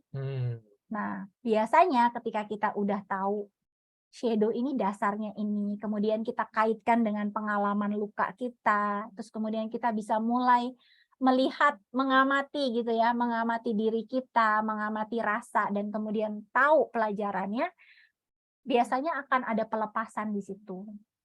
Akan ada pelajaran yang diambil, akan ada pelepasan, dan akhirnya ya akan ada kesembuhan gitu. Yes. Karena luka batin kita sebetulnya terkait dengan shadow kita. Karena sebetulnya apa yang kita tidak punya itu nggak mungkin muncul gitu kan. Jadi kalau kita punya rasa tertentu, ada hal tertentu yang melukai kita, bisa dibilang ya itu pasti tarikan dari shadow yang kita miliki. Nah, enaknya kadang-kadang kalau tanpa human design itu kan kita suka bingung. Kejadian ini tuh mau ngajarin apa, mau nyuruh saya apa gitu kan. Tapi begitu kita kenal dengan shadow-shadow kita jadi kayak lebih tertarget untuk mengamati diri kita tuh, oh di kecenderungan yang ini, oh di kecenderungan yang ini. Dan biasanya kita jadi dapat banyak pemahaman yang baru. Kenapa kita dulu tuh ternyata mengalami luka ini, kenapa hal ini menyakiti saya misalnya, dan lain-lain. Itu sih. Jadi ada pemahaman dari sini. Kembali Yes, thank you Cirusi penjelasannya. Sama saya juga penuh luka, tapi beruntungnya ketemu Cirusi dan bisa dijelaskan human design sehingga saya mulai sembuh satu persatu. Terutama shadow titik-titiknya ya. Thank you ya Cirusi. Sama-sama. Pak Ari mungkin mau pertanyaannya sudah selesai. Pak Ari mungkin mau jelasin tentang komunitas lompatan hidup. Oke, Di baik. member area ada apa aja? Ya, baik. 5 menit terakhir ya, teman-teman ya, gitu ya. Mungkin mohon maaf karena nggak semua pertanyaan bisa dijawab karena keterbatasan waktu. Silakan kontak Bro Charles saja kalau misalnya teman-teman mau mendapatkan penjelasan lebih lanjut atau private consultation atau melakukan individuation journey sama Rusi gitu ya. Nikmati energinya Bro Charles ya, karena incarnation cross beliau ya, misi jiwanya beliau itu right angle cross of explanation. Jadi Bro Charles ini akan dengan senang hati explain ke teman-teman gitu ya. Jadi nikmati tema hidupnya Bro Charles gitu ya. Sampai tuntas, sampai puas. Sampai tuntas ya gitu ya. Nah, terakhir ya teman-teman ya, 5 menit terakhir. Jadi sekali lagi, human design ini hanya tools saja. Ya. Hanya peta saja gitu ya. Teman-teman bisa pakai peta yang lain juga. Tapi di komunitas lompatan hidup apa yang bisa selama ini teman-teman bisa dapatkan itu adalah transformasi gitu ya. Sekali lagi ini adalah perjalanan kembali ke diri, nggak ujuk-ujuk besok langsung berubah gitu, enggak ya. Ini perjalanan seru sebetulnya untuk kembali ke dalam diri gitu ya. Nah, untuk mengalami apa di perjalanan kembali diri ini? Untuk mengalami transformasi. Dan ini adalah 10 hal yang tadi kita sudah bahas pada saat kita mulai bertransformasi dari shadow kita ke light, light ke CD dan seterusnya tadi itu ya teman-teman ya gitu ya. Nah, dan kalau teman-teman merasa ada satu atau lebih dari 10 hal ini yang teman-teman butuhkan, silakan kontak Bro Charles aja gitu ya. Jadi apa yang di lompatan hidup bisa bantu untuk teman-teman? Seperti yang tadi kita bahas, ini adalah perjalanan, teman-teman. Perjalanan ini kami bagi menjadi 2 kategori besar. Perjalanan pertama adalah teman-teman kenal petanya dulu. Ya, jadi kalau kita mau jalan ke sebuah tempat, biasanya kita buka Google Maps dulu kan. Ya. Oh, nanti ini ke sini kurang lebih 8 jam. Saya nanti ngelewatin jalan-jalan yang macet di sini. Kita pegang dulu petanya, gitu ya. Setidaknya ini membantu ya. Jadi kita tahu dulu energi kita apa, inner authority kita apa, not self kita apa. Jadi nanti pada saat kita berjalan gitu ya, pada saat ketemu macet, oh gini doang. Oh nanti pas lancar ya gini tindakannya gitu ya. Jadi ini adalah petanya dulu gitu ya. Untuk tahap awal di lompatan hidup ini, teman-teman perlu punya petanya dulu lah, kurang lebih seperti itu. Nah, di lompatan hidup, tahap peta ini teman-teman bisa lakukan private consultation sama Rusi gitu ya. Dan juga teman-teman bisa cek Human Design Complete Version. Nanti teman-teman akan mendapatkan sebuah buku. Bukunya ini satu orang satu. Jadi Rusi itu harus ngetik satu persatu ya teman-teman ya. Jadi nggak bisa ya, Bro Charles saya nanti mau dong yang complete version. Besok bukunya langsung jadi enggak. Itu bisa sebulan baru jadi karena dibuatnya sangat personalized. Jadi nggak ada one fit for all, teman-teman. Ini tuh Anda ya Anda. Jadi Rusi itu ngetiknya tuh juga satu-satu, membuatkan report untuk Anda juga satu-satu nanti gitu ya. Nah, di private consultation atau nanti teman-teman lakukan Human Design Complete Version, itu teman-teman megang petanya dulu. Gitu ya. Nah, setelah megang peta, kalau teman-teman mau jalan bareng, itu melakukan yang namanya individuation and healing journey. Ini adalah perjalanan transformasi. Ini perjalanannya itu ada sesi private konsultasi sama Rusi, itu ada 26 kali private session. Berapa lama? Tergantung. Ada yang 6 bulan baru selesai, ada yang 1 tahun, ada yang 2 tahun. Jadi 26 session ini itu pun personalized. Jadi nggak bisa nih, oh 26 sesi nanti buat saya 26 minggu ya. Enggak. Setiap perjalanan bareng lompatan hidup itu dibuatnya personalized sesuai dengan teman-teman gitu ya. Jadi ini ada 26 private session gitu ya. Ini yang dipakai adalah golden path-nya Jinki ya teman-teman ya. Jadi nggak bisa sekarang jalan besok langsung bertransformasi berubah ya. Mungkin ada ya. Namanya perjalanan ya teman-teman ya. Ini perjalanan yang seru tapi gitu ya. Nah, selama atau gitu ya teman-teman di lompatan hidup kami juga menyiapkan VIP member, ada member area dan webinar rutin. Ini juga salah satu perjalanan transformasi kita bareng-bareng. Jadi jalannya bareng-bareng. Saya Rusi ini bukan coach, bukan guru, kami adalah teman seperjalanan saja. Kebetulan saja kami dulu berangkat dari lompatan hidup ini dari luka-luka batin kami gitu ya. Kok kayaknya setiap kami ngobrol ini kalau gini gimana ya? Kayaknya dari obrolan itu akhirnya kok nyebar ke sini, kok nyebar ke sana ya. Jadi kami jadi teman seperjalanan aja. Nah, apa yang teman-teman bisa dapetin di VIP member ini, mungkin saya bukakan sedikit ya, teman-teman ya. Ini. Nanti kalau teman-teman jadi VIP member, teman-teman akan mendapatkan member area seperti ini. Di dalam member area ini, itu ada rekaman webinar kita dari 2 tahun yang lalu. Ini ya, jadi ini saya klik ya. Dan ini nggak dipublish di YouTube publik ya. Jadi kita ada di YouTube publiknya Lompatan Hidup yang teman-teman bisa nikmati gitu ya. Nikmati ya inner authority ada di sana. Nah, penjelasan lebih detailnya itu ada di sini. Di rekaman webinar kita setiap hari Kamis kita ada. Gitu ya teman-teman ya. Nah, ini kalau diklik ya, lihat rekaman webinar. Diklik. Semoga internetnya bagus.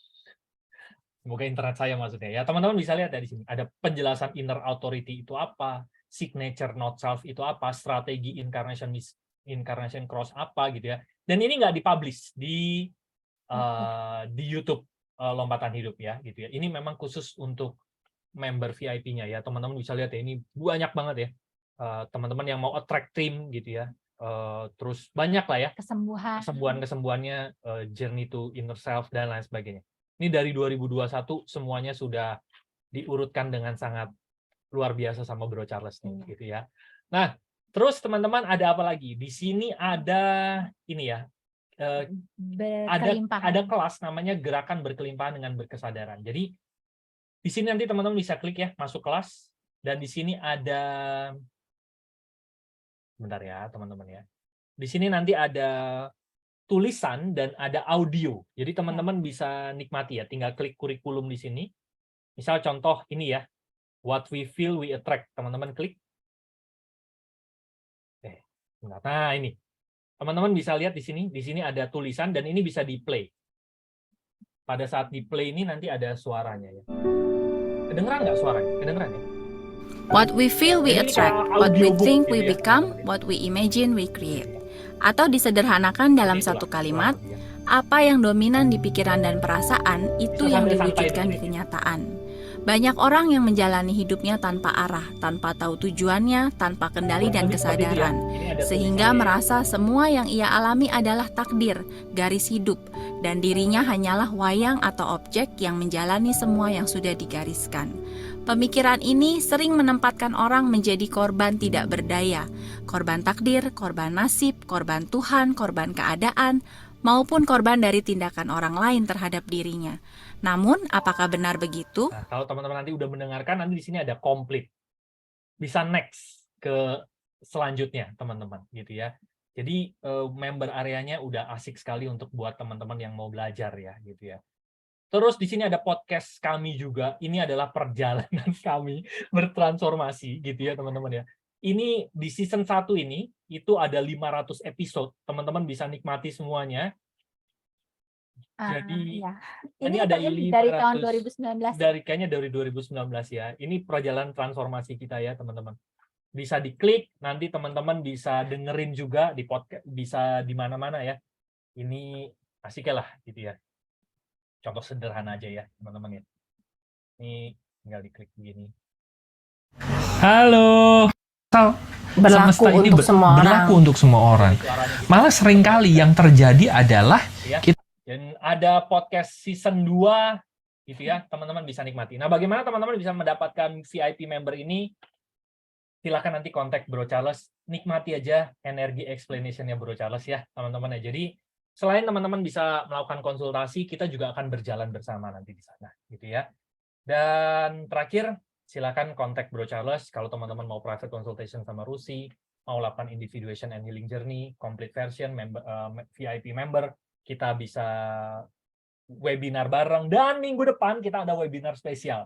Hari Kamis minggu depan kita ada webinar spesial, itu bareng, nanti kontak Bro Charles saja lah minggu depan ya, yang ngomong bukan kami ya, teman-teman ya. Jadi nanti kontak aja Bro Charles untuk mendapatkan VIP membership-nya ya. Jadi ini nomornya Bro Charles di 08777 1421 805. Bener ya Bro Charles ya, nomornya ini ya. Silakan screenshot aja layar Ya, ini, betul. nanti kontak Bro Charles. Pasti udah punya nomornya Bro Charles gitu ya. Jadi Rata-rata sih udah punya. udah ada ya. Nah, minggu depan pembicaranya itu Mas Herwiratno. Beliau ini selaras sekali misi jiwanya ya. Judul webinarnya adalah Bahagia itu Sederhana, yang Rumit itu Kamu ya.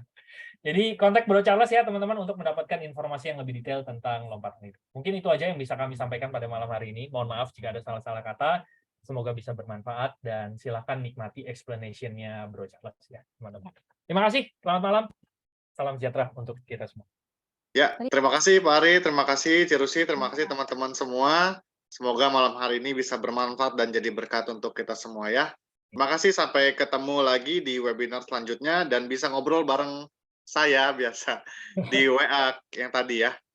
Nah, nanti saya bantu jawab, misalkan mau booking konsultasi sama Cirusi atau mau daftar webinar VIP, webinar VIP nanti bisa saya bantu semua. Oke, terima kasih. Selamat malam. Terima kasih, Bye-bye. selamat malam. Terima kasih, selamat malam. Saya end meeting ya, teman-teman. Terima kasih.